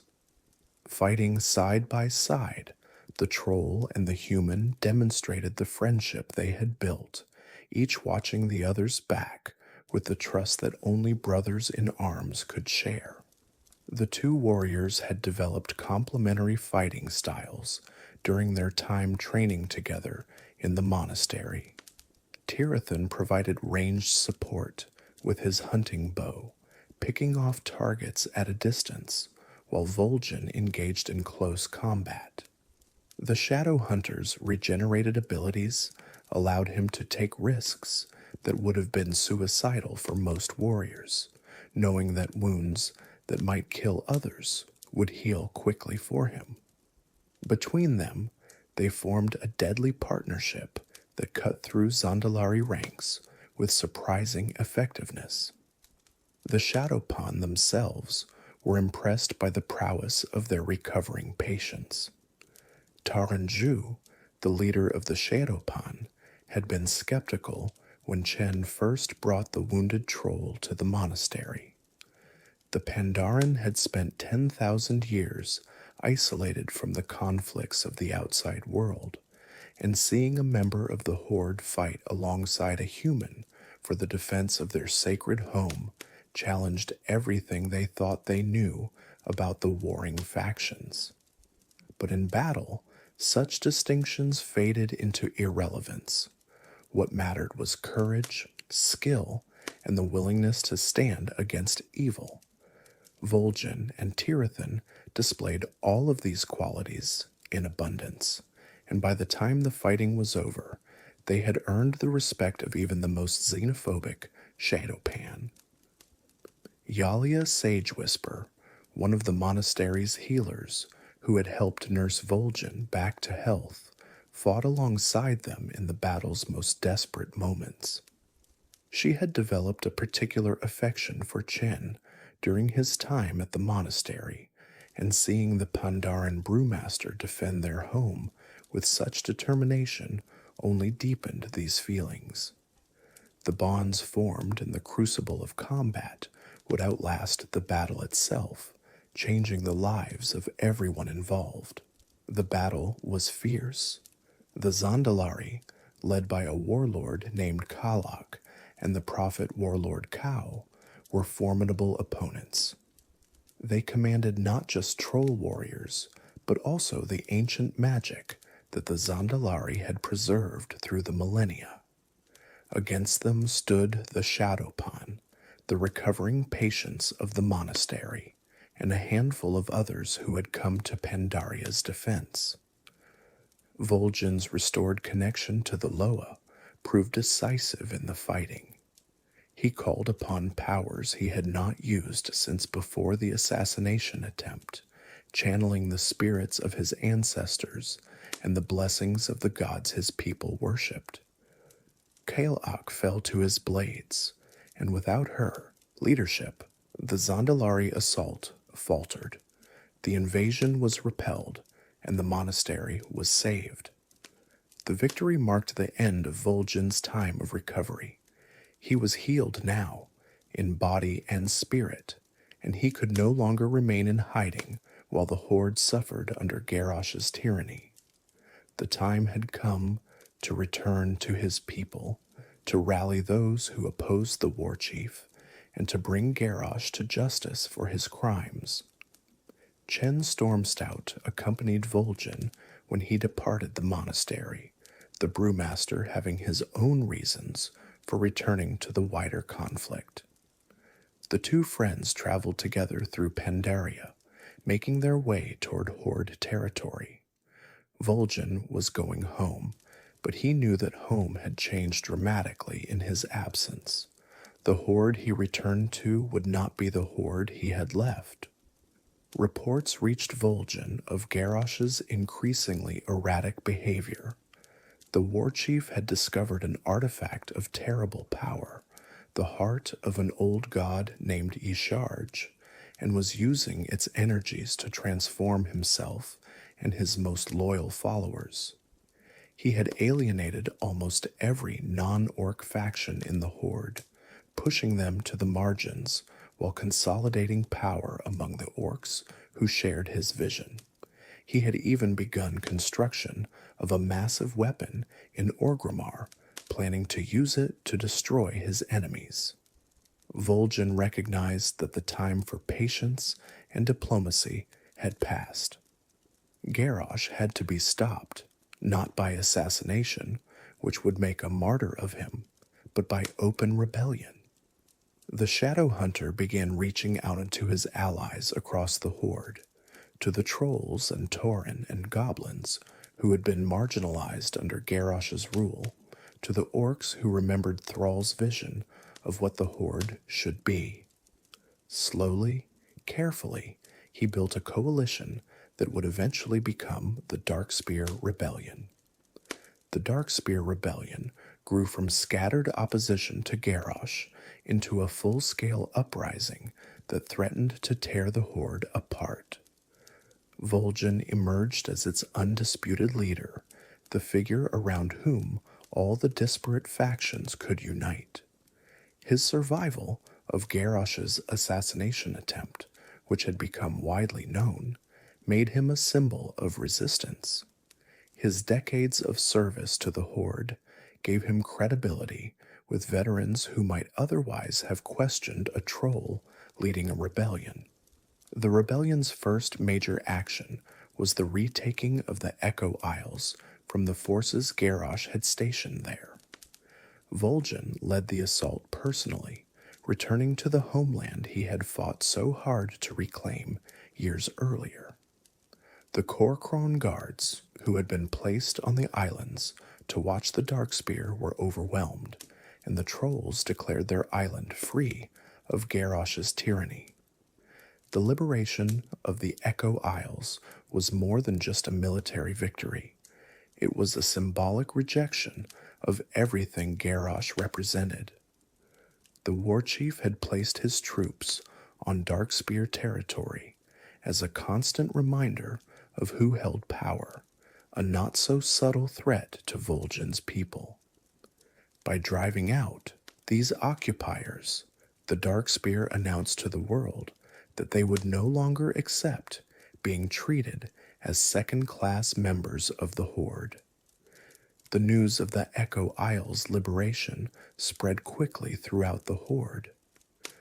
Other factions, watching to see how Garrosh would respond to this open defiance, took heart when the Warchief proved unable to immediately crush the rebellion. If the Darkspear could defy Garrosh and survive, perhaps they could too. The trickle of support for Vol'jin became a flood as more and more groups threw off their fear and joined the cause. Garrosh's response was predictably violent, but strategically foolish. Rather than focusing his forces on crushing the rebellion at its source, he dispersed them to garrison key positions throughout the Horde, trying to maintain control of too much territory with too few loyal troops. This gave Vol'jin time to consolidate his gains and reach out to potential allies. The Shadowhunter proved to be an effective revolutionary leader. He understood that the rebellion could only succeed if it represented more than just troll grievances. It had to stand for everyone who had been marginalized under Garrosh's regime. He made a point of including Tauren, goblins, and dissident orcs in his councils, showing that this was not a Darkspear revolution, but a Horde revolution. From this secure base, Vol'jin and his rebels prepared for the war to come. They gathered weapons and supplies, trained new recruits, and coordinated with rebel factions across the Horde.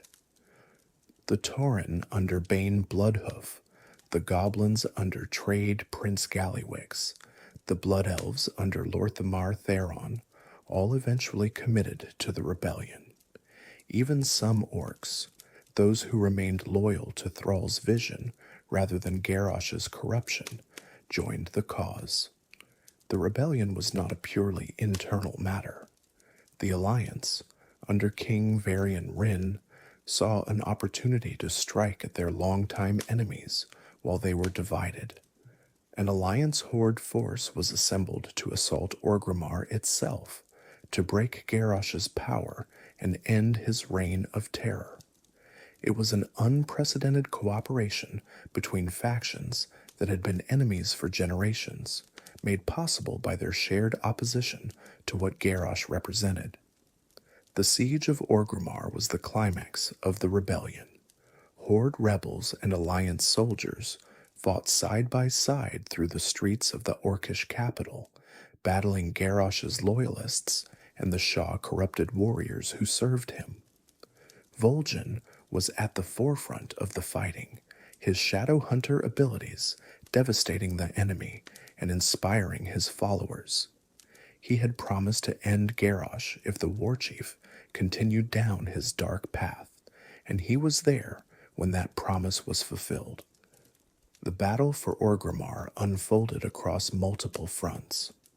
Alliance forces under King Varian Wrynn attacked from the gates, drawing the attention of the city's defenders. Meanwhile, Horde rebels infiltrated through the Underhold, the vast underground complex that Garrosh had constructed beneath the city. The coordination between these forces, bitter enemies in normal circumstances, demonstrated how thoroughly Garrosh had united the world against himself. Vol'jin led the rebel Horde forces through the Underhold, navigating the twisted passages that Garrosh had filled with his most fanatical followers. The Kor'kron Guard, the elite warriors who had tried to assassinate Vol'jin in Pandaria, fought with desperate ferocity. They knew that defeat meant the end of everything they had built, the end of the Orcish supremacy they believed was their birthright. But they could not stand against the combined might of those they had oppressed. The fighting was brutal and personal. Vol'jin faced warriors he had once commanded, orcs who had followed his orders during the campaigns of Thrall's era. Some of these former comrades tried to surrender when they saw him, hoping that his reputation for mercy would protect them. Others fought to the death, too committed to Garrosh's vision to contemplate any other outcome. The deeper the rebels pushed into the Underhold, the stranger their surroundings became. Garrosh had been conducting experiments with the heart of Y'Sharj, the artifact of old god power he had discovered in Pandaria. The walls of the lowest levels were covered with strange growths, the air thick with whispers that clawed at the edges of sanity. Vol'jin's connection to the Loai protected him from the worst effects, but many of his followers were not so fortunate. In the depths of Orgrimmar, beneath the city itself, the combined forces confronted Garrosh in his final stronghold. The Warchief had merged himself with the power of Y'Sharj's heart, transforming into a monstrous creature of incredible power. But even this was not enough to save him. The heroes of both factions struck him down, ending his threat to Azeroth once and for all. With Garrosh defeated, the question arose of who would lead the Horde. The position of Warchief had become vacant, and someone needed to fill it. All eyes turned to Vol'jin, the leader of the rebellion, the one who had unified the disparate factions against their common enemy.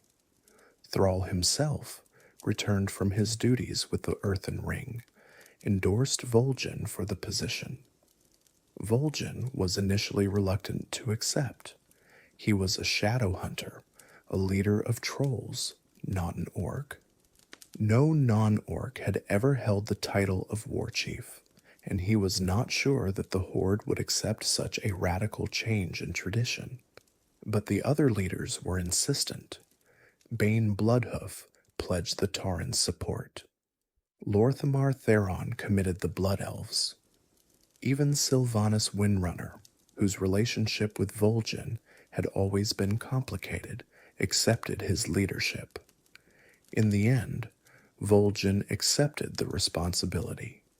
He became Warchief of the Horde, the first non-orc to ever hold that title. It was a historic moment, a symbol that the Horde was more than just an orcish empire with allies. It was a true confederation of peoples, each with an equal stake in its future.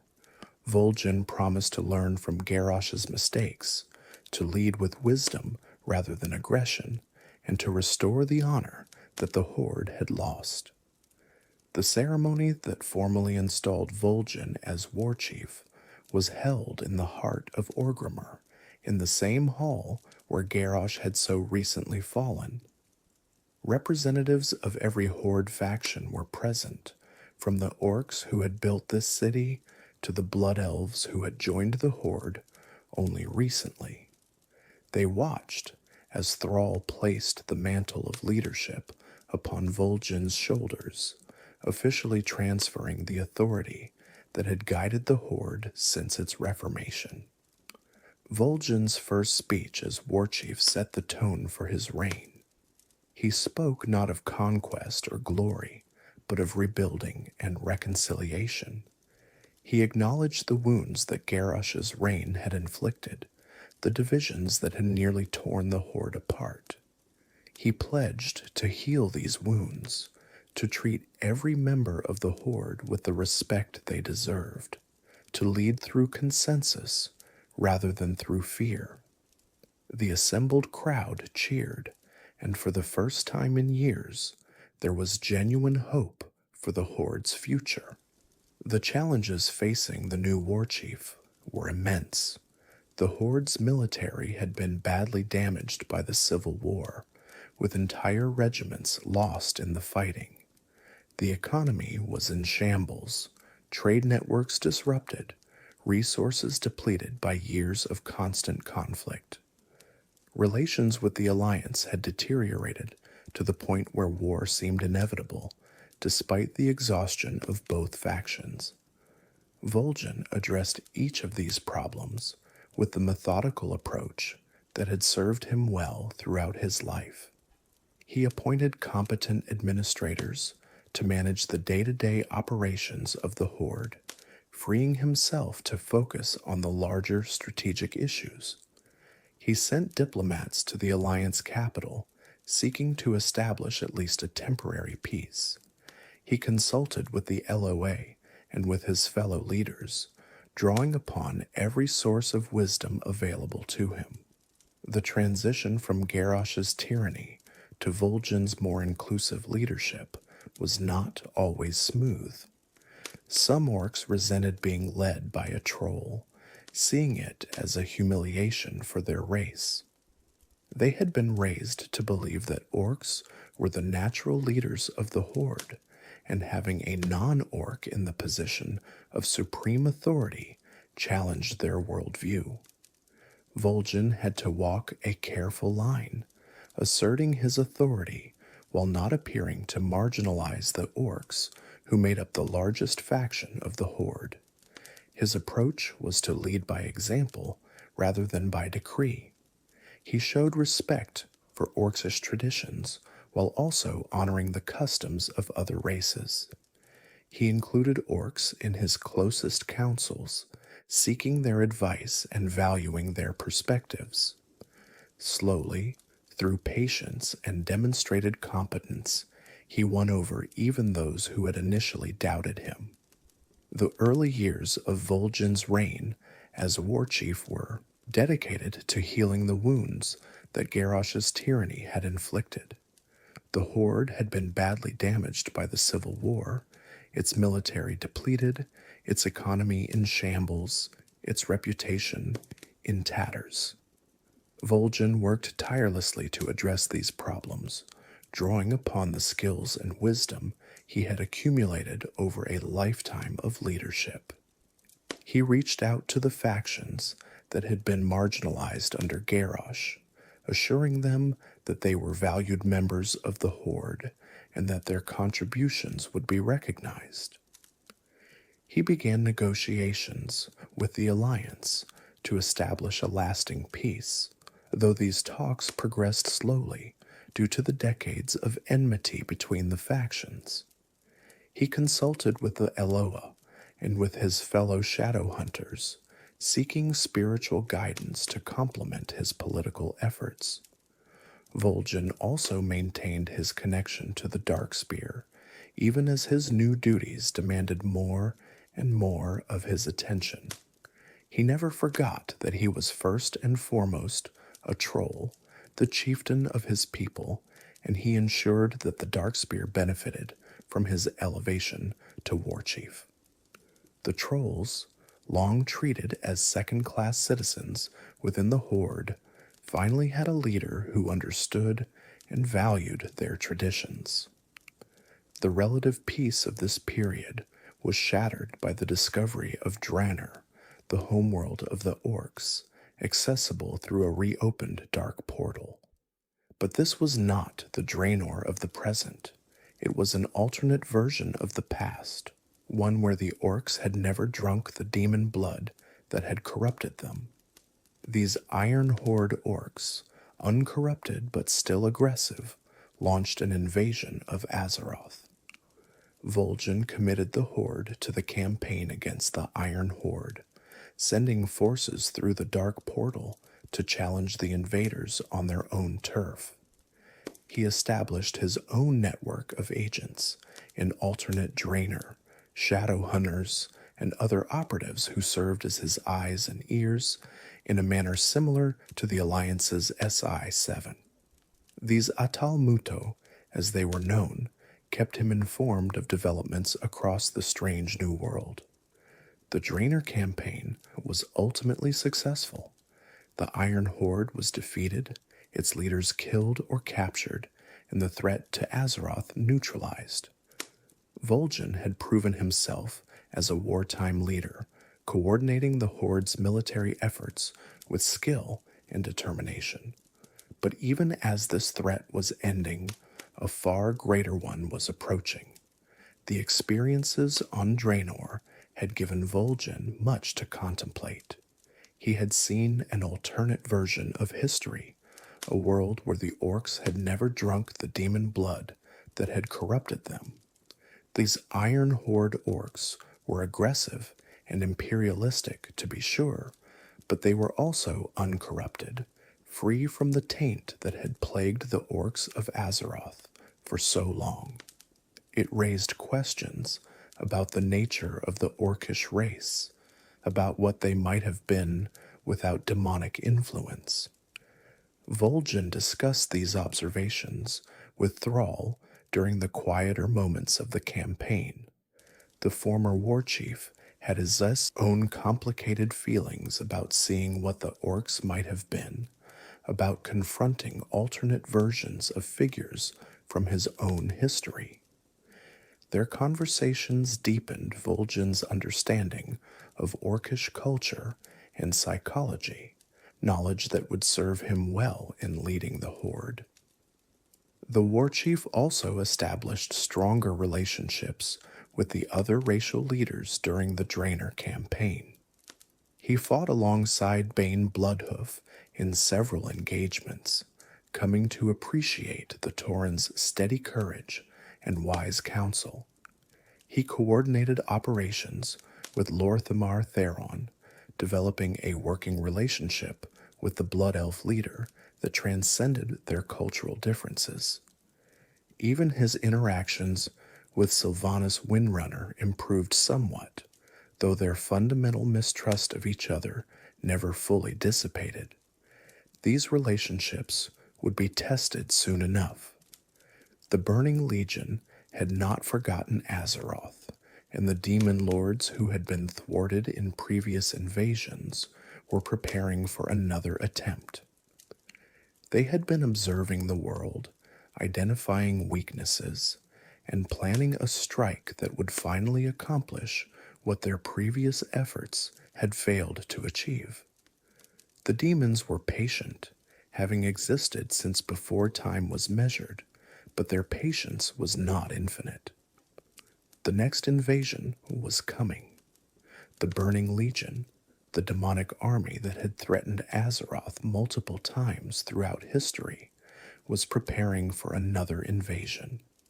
This time, they would strike at the Broken Shore, a strategic location where they could establish a beachhead for their assault on the world. When word of the Legion's plans reached Vol'jin, he knew that the Horde would have to respond in force. The battle for the Broken Shore was meant to be a decisive strike against the Legion before they could fully establish their invasion. Both Horde and Alliance committed major forces to the assault, temporarily setting aside their differences to face the common enemy.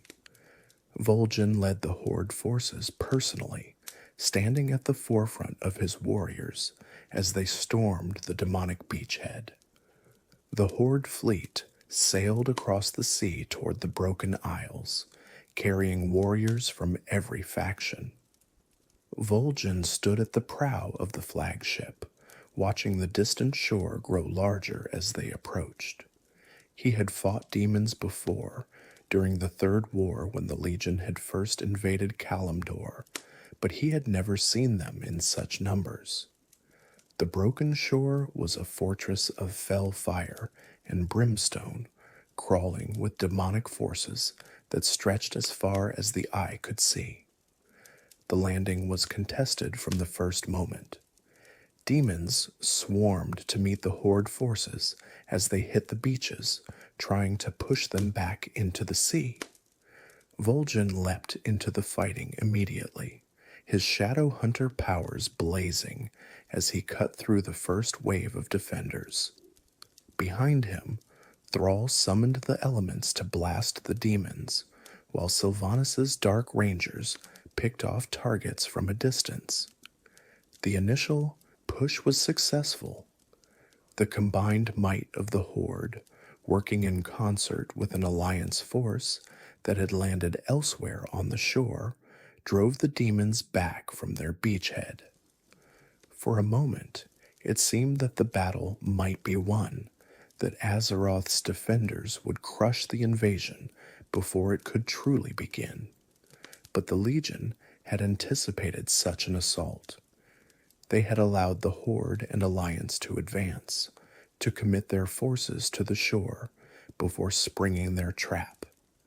Reinforcements poured through massive portals that opened across the battlefield, fresh legions of demons arriving faster than the defenders could cut them down. The momentum of the attack stalled, then reversed. The battle began well enough. The combined forces pushed inland, destroying demon after demon, capturing ground that the Legion had thought secure. Vol'jin fought with all the power of a shadow hunter, calling upon the Loa to smite his enemies and protect his allies. Thrall was there too, fighting alongside his old friend, their partnership renewed in the heat of combat. But the Legion had prepared for this assault. They had anticipated that Azeroth's defenders would strike at the broken shore, and they had laid a trap. As the battle raged, wave after wave of demonic reinforcements arrived, threatening to overwhelm the attackers. The Horde forces found themselves surrounded, cut off from retreat, facing annihilation. It was in this desperate moment that Vol'jin suffered his mortal wound. A Felguard, one of the Legion's elite warriors, drove its spear through the Warchief's body. The blow was devastating, enhanced by the fell energies that corrupted all demonic weapons. Vol'jin struck back, killing the demon with a single blow, but the damage was done. His body began to fail, the fell poison spreading through his veins. The moment of the injury was seared into the memories of all who witnessed it. Vol'jin had been fighting at the head of his forces, as he always did, refusing to command from the safety of the rear. A wave of Felguards had crashed against their lines, and the Shadow Hunter had met them head-on, his blades singing through the air as he cut down one demon after another. The Felguard that struck him was larger than the others, its armor more ornate, its weapon glowing with concentrated fel energy. Vol'jin saw the blow coming, but could not avoid it. He was already committed to another attack, his momentum carrying him into the path of the demon's spear. The weapon punched through his chest, tearing through muscle and bone, and for a moment the world seemed to stop. Even mortally wounded, Vol'jin's reflexes did not fail him. He twisted on the spear, using the leverage to bring his blade around in a devastating arc that separated the Felguard's head from its shoulders. The demon collapsed, dead before it hit the ground, but it had accomplished its mission. The Warchief of the Horde was dying. The spear broke as Vol'jin fell, the shaft snapping while the head remained embedded in his body. One of his tusks shattered against the rocky ground, a small indignity added to the greater tragedy. His blood, dark and thick, pooled beneath him as his soldiers rushed to his aid. But there was nothing they could do. The fel poison was already working its corruption through his system. Sylvanas Windrunner was the first of the Horde leaders to reach the fallen Warchief. The Banshee Queen had been fighting nearby, her dark rangers cutting through demon ranks with deadly precision. She pushed through the chaos to reach Vol'jin, her undead face showing something that might have been concern for those who knew how to read her expressions. Vol'jin looked up at her, his vision already beginning to blur from the poison. He had never fully trusted Sylvanas, had always suspected that her loyalty to the Horde was secondary to her own mysterious purposes. But in that moment, with death approaching and the battle still raging, she was the leader who had reached him first. It was to her that he would give his final orders. What happened next has been debated ever since. An unknown force, something beyond the demons themselves, had ensured that the Felguard's spear struck true. Vol'jin would later learn that this was not mere chance, but manipulation, that powers he did not yet understand had marked him for death. But in the moment, all he knew was that he was dying. Sylvanas Windrunner fought her way through the chaos to reach the fallen Warchief. Vol'jin, his strength fading, looked up at the Banshee Queen and spoke words that would shape the future of the Horde. He told her not to let the Horde die this day, to lead their people to safety. Sylvanas understood. She sounded the horn that signaled retreat, calling the Horde forces back from the battlefield. From the Alliance perspective, this retreat looked like betrayal. King Varian Rin, fighting elsewhere on the broken shore, saw the Horde forces withdrawing and believed they had abandoned the Alliance to die. He made his own heroic last stand, buying time for his soldiers to escape, and ultimately sacrificed himself to save them. His death would fuel Alliance hatred of the Horde for years to come, though Vol'jin had not ordered any betrayal. Vol'jin was evacuated from the broken shore, but his condition continued to deteriorate.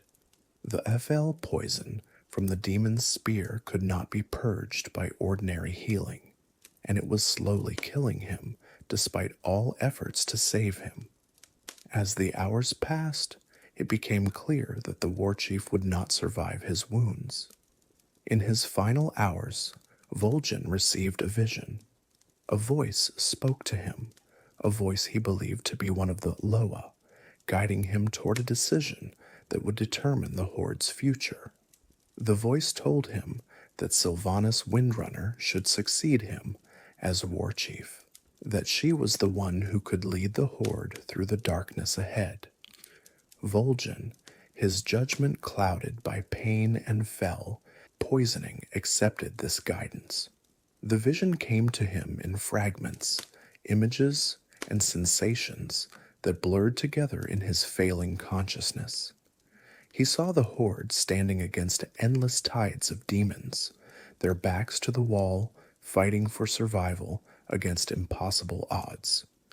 He saw Sylvanas at the head of the defense, her banshee wail shattering demon ranks, her dark arrows cutting through the chaos.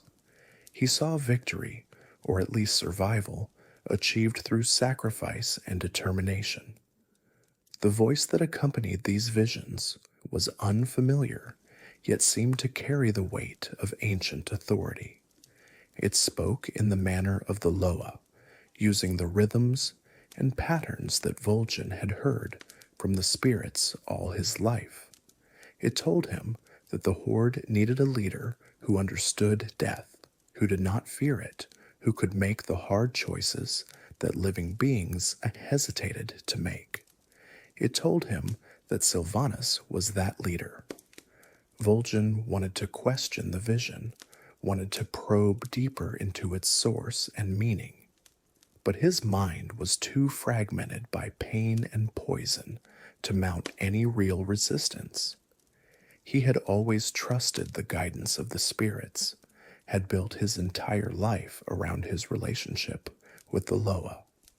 If this was their will, he would follow it, even if it contradicted his own instincts.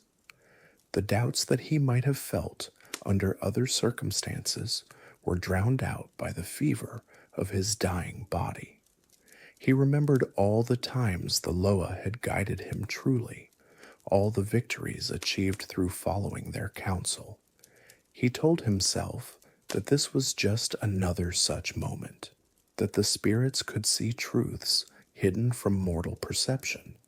He did not know that the voice speaking to him was not a Loa at all, but something far older and far more sinister.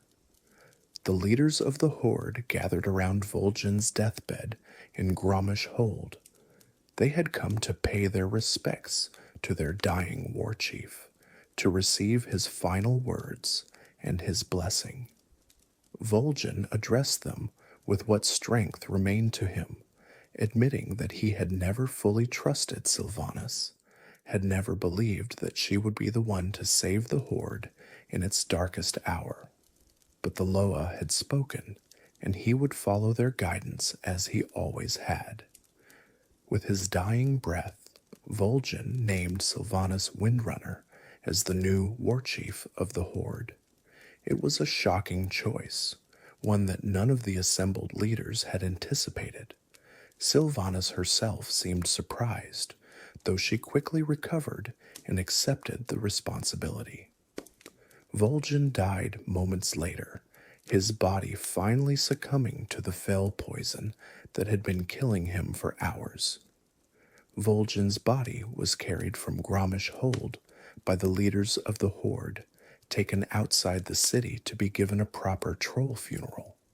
They built a great pyre and placed the Shadow Hunter's body upon it, surrounding him with the tokens and weapons that had defined his life. Then they lit the fire and watched as the flames consumed their warchief, sending his spirit to join the Loa he had served. The funeral pyre burned through the night, its flames visible from across Durotar. Thousands of Horde members from every race and faction had gathered to pay their respects to the fallen warchief. They stood in silence as the fire consumed Vol'jin's mortal remains, each processing their grief in their own way. The Darkspear trolls sang the traditional songs of their people, ancient melodies that had been sung at funerals since before recorded history. The drums that accompanied these songs beat a rhythm that seemed to shake the earth itself, a primal pulse that connected the living to the dead. The music was beautiful and terrible, an expression of loss that transcended language. Thrall stood near the pyre, his face reflecting the firelight and the weight of his sorrow. He had known Vol'jin since the earliest days of the new Horde, had fought beside him, planned with him, trusted him as one of his closest allies. Now he had to stand and watch as that ally was reduced to ash, another casualty of the endless wars that plagued Azeroth. The former warchief's thoughts turned to all the times Vol'jin had saved him, had counseled him, had stood by him when others wavered. He remembered the young chieftain who had pledged his people to the Horde on those distant islands, the advisor who had helped him navigate the complexities of leadership, the friend who had remained loyal through every challenge. Thrall wondered if he could have done more to protect Vol'jin, if different choices might have led to a different outcome. Such thoughts were futile, he knew, but they came unbidden nonetheless. The orcs present at the funeral observed their own customs of mourning alongside the troll traditions.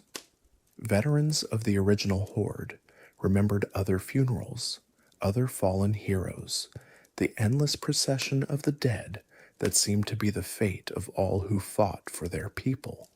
Some wept openly, not ashamed to show their grief for a leader who had earned their respect. Others stood in stoic silence, honoring Vol'jin in the manner of their ancestors. Bane Bloodhoof, the Tauren High Chieftain, had brought drummers from Thunder Bluff to add their rhythms to the troll funeral songs. The Tauren understood grief and the importance of proper mourning. Their own traditions emphasized the passage of souls to the ancestors. He watched the flames with the stoic dignity of his people, hiding the pain that filled his heart. The goblins of the Bilgewater Cartel, never known for their sentimentality, nonetheless recognized the significance of the moment. Trade Prince Gallywix himself had made an appearance, standing among the mourners, with an expression that might have been genuine sorrow or merely political calculation. Even the most cynical goblin could see that Vol'jin's death marked the end of an era, a turning point that would affect everyone in the Horde. Even Sylvanas, the new warchief, observed the ceremony with apparent respect. Whatever her private thoughts about Vol'jin's decision to name her successor, she understood the importance of honoring the fallen leader publicly. She stood apart from the others, her undead features unreadable, watching the flames with the detachment of one who had long ago left such mortal concerns behind. When the pyre finally burned down and the ashes cooled, the Darkspear gathered Vol'jin's remains and placed them in a ceremonial urn. This urn would be taken to the Echo Isles, to the sacred grounds where the bones of chieftains had been interred for generations. Vol'jin would rest among his ancestors, in the land he had fought so hard to reclaim for his people. Death was not the end for Vol'jin. His spirit, rather than passing peacefully to the realm of the Loa as expected, was drawn into strange currents that carried him away from everything he had known. He found himself in darkness, aware that something was wrong, that his journey to the afterlife had been interrupted. The Loa he had expected to greet him were absent, replaced by something else, something hidden in the shadows. The experience of death itself was unlike anything Vol'jin had imagined during his lifetime. He had communed with spirits of the dead many times as a shadow hunter, had spoken with ancestors and Loa who existed beyond the mortal realm. But being dead himself was fundamentally different from merely visiting that realm. He was no longer a living being temporarily crossing into the spirit world. He was a spirit, separated from his body, existing in a state that should have been permanent. The confusion of those first moments after death was disorienting. Vol'jin's consciousness flickered and wavered, struggling to maintain coherence without a body to anchor it. He reached out for the familiar presences of the Loa, the spirits who had guided him throughout his life, but they were distant, barely perceptible. Something was interfering with the natural flow of death, redirecting him toward an unknown destination. He caught glimpses of other souls as he drifted through the darkness, spirits who were making the normal journey to whatever afterlife awaited them. They passed by him without acknowledgement, following paths that Vol'jin could not perceive. He tried to follow them, to join the flow of the dead, but the strange currents that had captured him pulled him in a different direction. Time had no meaning in this place between places. Vol'jin might have drifted for moments, or for years. He could not tell the difference. His thoughts fragmented and reformed, memories of his life replaying themselves in random order. He relived his father's death, his battles against the Sea Witch, his confrontation with Garrosh, his final moments on the broken shore. Each memory was vivid and immediate, as if it were happening again. Bwonsamdi, the Loa of death, who claimed the souls of trolls, noticed Vol'jin's absence almost immediately. The Darkspear Warchief should have been among his collection, another soul to add to his realm, but when Bwonsamdi examined Vol'jin's funeral urn, he found nothing inside. Someone or something had stolen the Shadow Hunter's spirit, and Bwonsamdi was not pleased. The mystery of what had happened to Vol'jin would take years to unravel. His spirit was not destroyed or consumed. It was being held somewhere, manipulated by forces that had plans for him. Occasionally, Vol'jin would manifest to those he had known in life, offering guidance or warnings, but he could never fully explain his situation. He was caught between worlds, neither truly dead nor truly alive. During the Fourth War, the conflict that erupted between Alliance and Horde, after the Legion's defeat, Vol'jin's spirit became active once more. He appeared to Princess Talanji of the Zandalari, helping to guide her through the politics of the Horde and warning of greater threats to come. He spoke of an evil older than the world itself, an old god called Gahun that threatened to consume everything if not stopped. The relationship between Vol'jin's spirit and Talanji was particularly significant. The princess was the daughter of King Rastakhan of the Zandalari, the same empire that Vol'jin had opposed during his life when they tried to recreate the old troll kingdoms through violence. Now circumstances had changed, and the Zandalari were considering joining the Horde rather than conquering it. Vol'jin's spirit served as a bridge between these former enemies, demonstrating that even the deepest conflicts could be transcended. Talanji could perceive Vol'jin's spirit in ways that others could not, perhaps because of her own strong connection to the Loa. She conversed with him during the darkest moments of the war, when the Horde seemed on the verge of collapse and her own father had fallen to treachery. Vol'jin's counsel helped her maintain hope, reminded her that even the greatest setbacks could be overcome by those with sufficient determination. The spirit also manifested to other members of the Horde during the Fourth War, though less frequently and less clearly. Champions who had known Vol'jin in life sometimes glimpsed his form in moments of crisis, a spectral figure offering encouragement or warning. These appearances were brief and enigmatic, leaving more questions than answers about Vol'jin's true condition. Bwonsamdi, the Loas of death, was particularly interested in Vol'jin's unusual state. The troll god of graves prided himself on claiming every troll soul that passed from life, but Vol'jin had somehow slipped through his grasp. This was not merely an insult to Bwonsamdi's pride.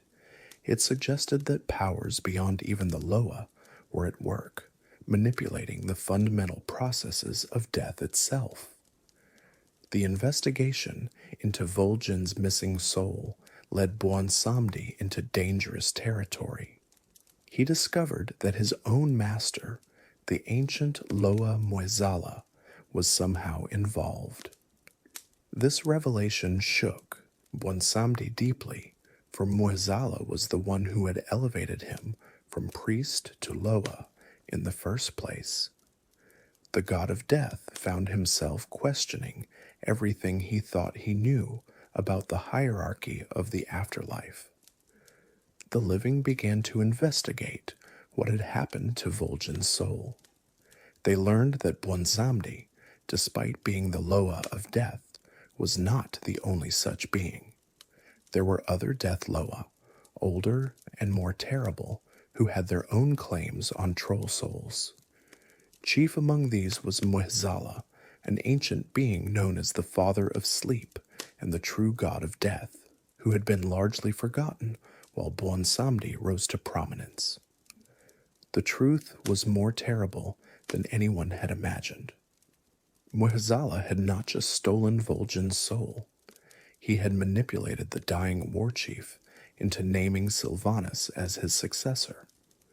The voice that Vol'jin had believed to be a Loa offering guidance had actually been Muezala, working toward his own dark purposes.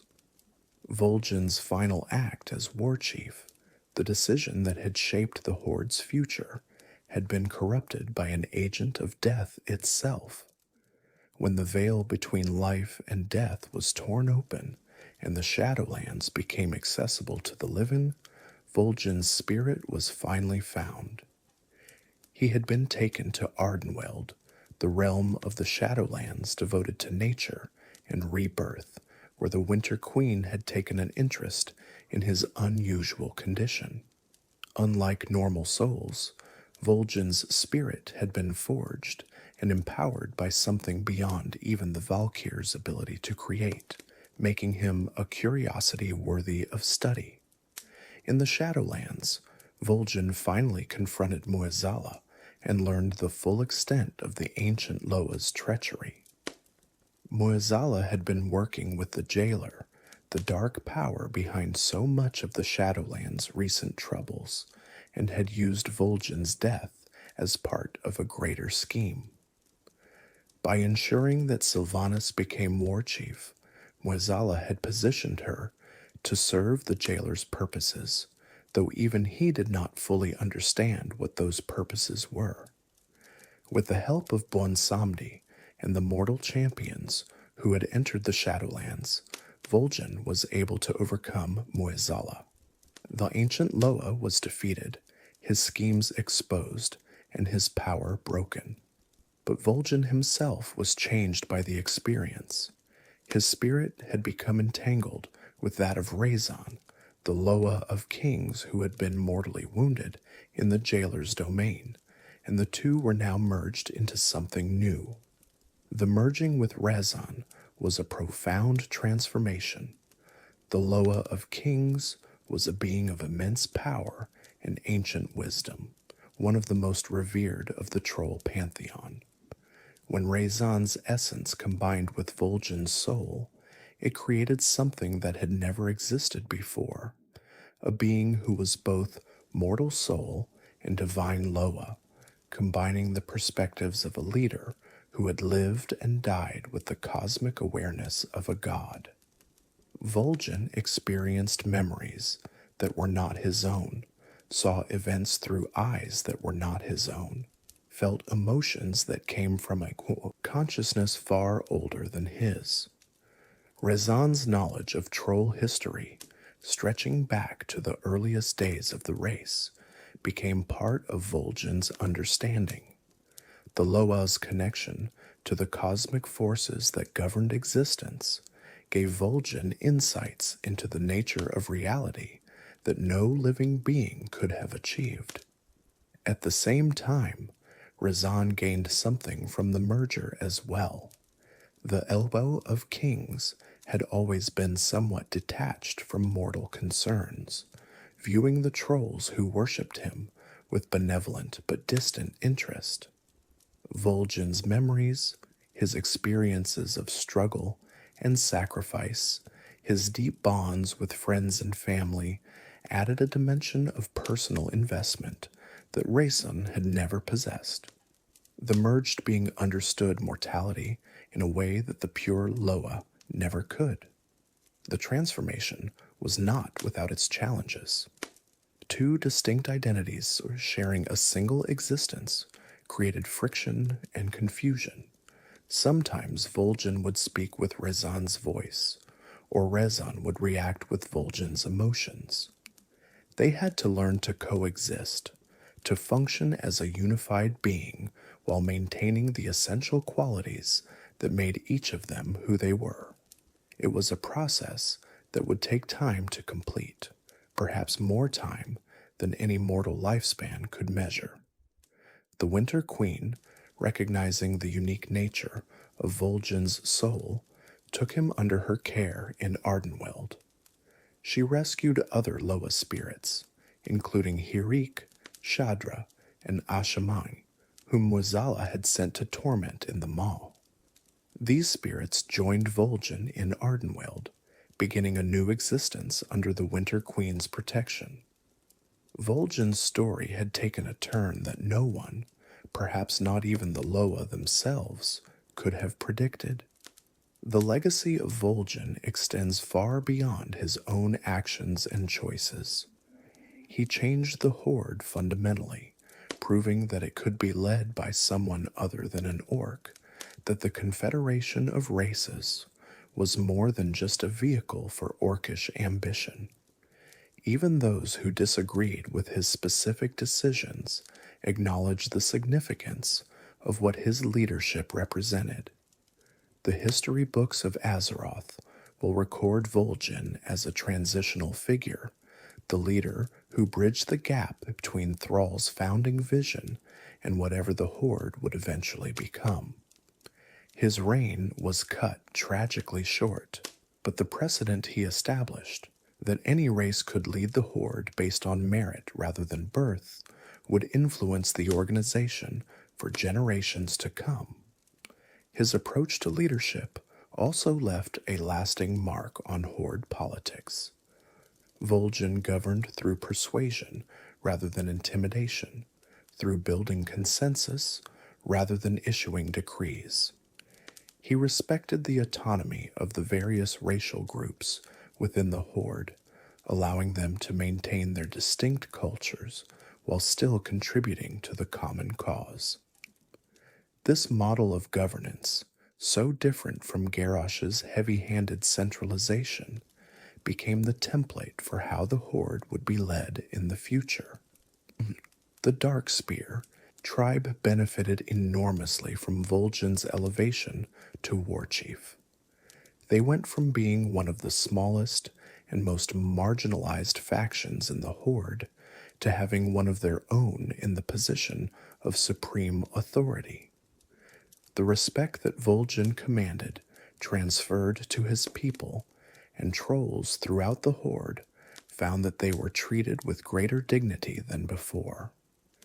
Young Darkspear looked at Vol'jin and saw what they themselves might achieve, a source of inspiration that transcended his death. The broader troll community also felt the impact of Vol'jin's leadership. His opposition to the Zandalari's attempts to recreate the ancient troll empires through violence and dark magic established a different model for what trolls could be. The Darkspear proved that trolls could thrive in the modern world without reverting to the practices that had led to the collapse of the old empires. They could maintain their traditions and their connection to the Loa while also adapting to new circumstances and cooperating with other races. The Darkspear trolls remember Vol'jin as their greatest chieftain, the leader who brought them from exile and obscurity to the very heights of Horde power. His statue stands in Orgrimmar, a tribute to the Shadow Hunter who led the rebellion that saved the Horde from Garrosh's tyranny. Young trolls are taught his story, learn from his example, and aspire to match his courage and wisdom. His influence on other Horde leaders was equally profound. Bane Bloodhoof, the High Chieftain of the Tauren, often speaks of the lessons he learned from Vol'jin about leadership and sacrifice. Thrall himself credits Vol'jin with helping to hold the Horde together during some of its darkest hours. Even Sylvanas, whatever her true feelings, paid tribute to Vol'jin when she accepted the mantle of Warchief that he passed to her. The mystery surrounding his death and the manipulation of his final decision continues to resonate. Those who knew the truth about Muezala's involvement understood that Vol'jin had been used, that his choice to name Sylvanas as his successor was not entirely his own. This knowledge complicated the legacy of his final act, raising questions about fate and free will that philosophers and priests still debate. In the Shadowlands, Vol'jin has found a new existence that would have seemed impossible to his mortal self. Merged with the essence of Rezan, watched over by the Winter Queen, he has become something more than a simple troll spirit. What role he will play in the cosmic struggles that continue to unfold remains to be seen, but he is not gone, merely transformed.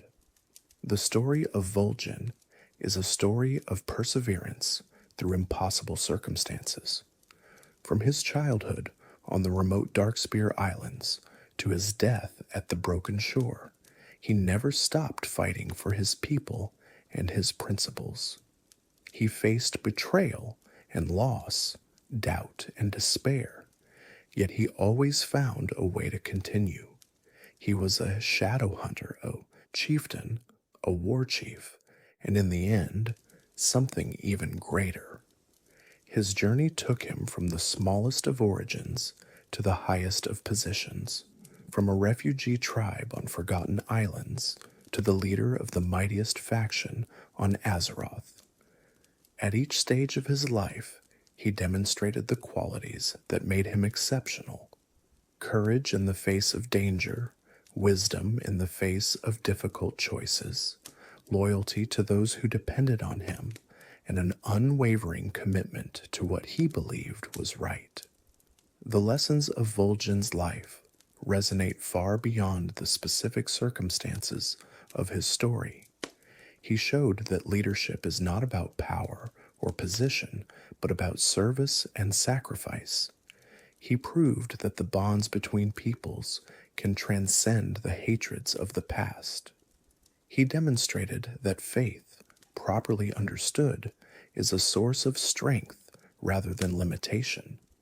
He embodied the virtues that the Horde claims to cherish: honor, loyalty, and the courage to stand against injustice.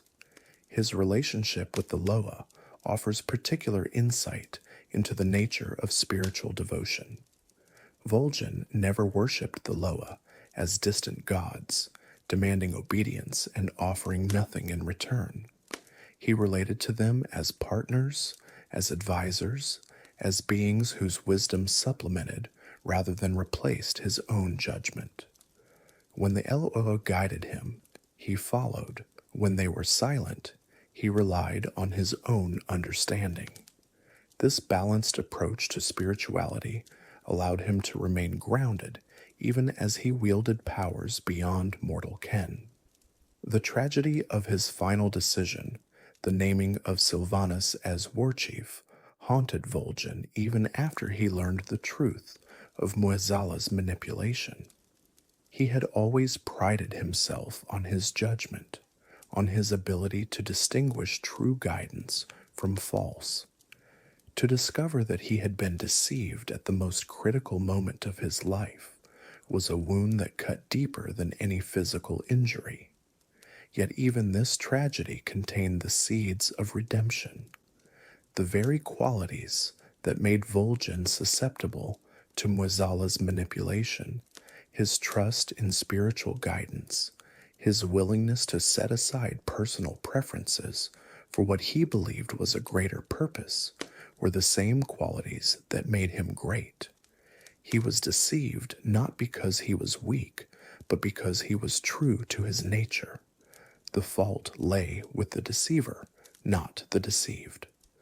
The Loa that Vol'jin served all his life continue to influence the Darkspear and other trolls who follow the old ways. Bwonsamdi, having defeated his former Mr. Muezzala, has become even more prominent as the Loa of death for all trolls.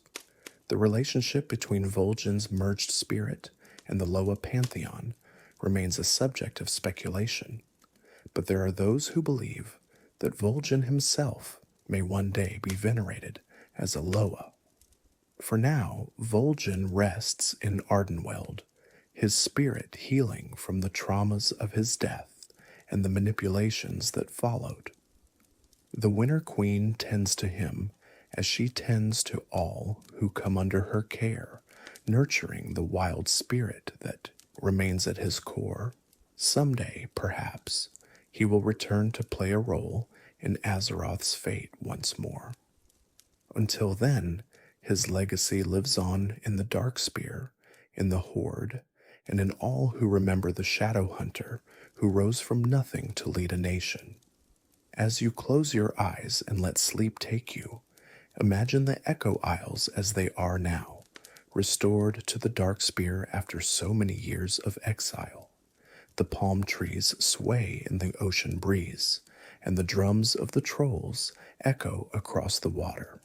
Somewhere in the temples, shadow hunters commune with the Loa, keeping alive the traditions that Vol'jin embodied.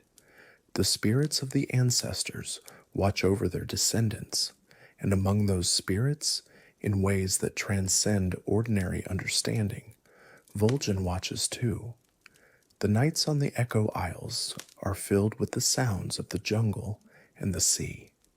Insects chirp in the underbrush, waves lap against the shores, and the occasional cry of a nightbird punctuates the darkness.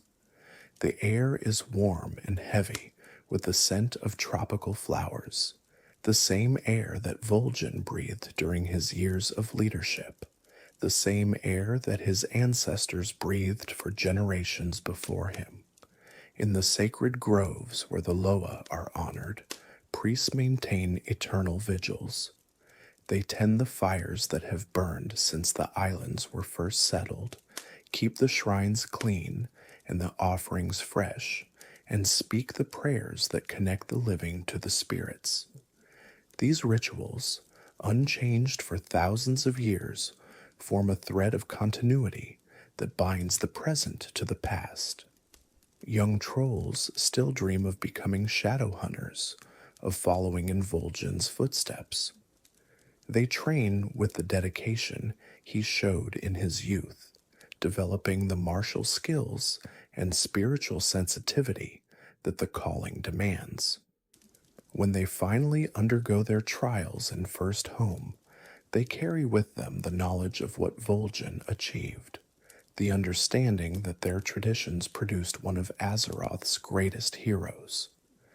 The statue of Vol'jin in Orgrimmar has become a place of pilgrimage for Horde members of all races. They come to honor the Shadow Hunter who led the rebellion against Garrosh, who brought disparate factions together against tyranny. Some leave offerings at the statue's base, small tokens of respect for the fallen leader. Others simply stand in silence, contemplating the legacy of one who gave everything for what he believed. In Ardenweald, merged with Razan yet still distinctly himself, Vol'jin contemplates his long journey. He sees his life from a perspective that mortality could never provide, understanding how each experience, each challenge, each triumph and failure shaped him into who he became. The wild magic of the forest realm sustains him, allows him to process what has happened and to consider what might come next. The Winter Queen has given him time, the one gift that the living can never truly appreciate until it is gone.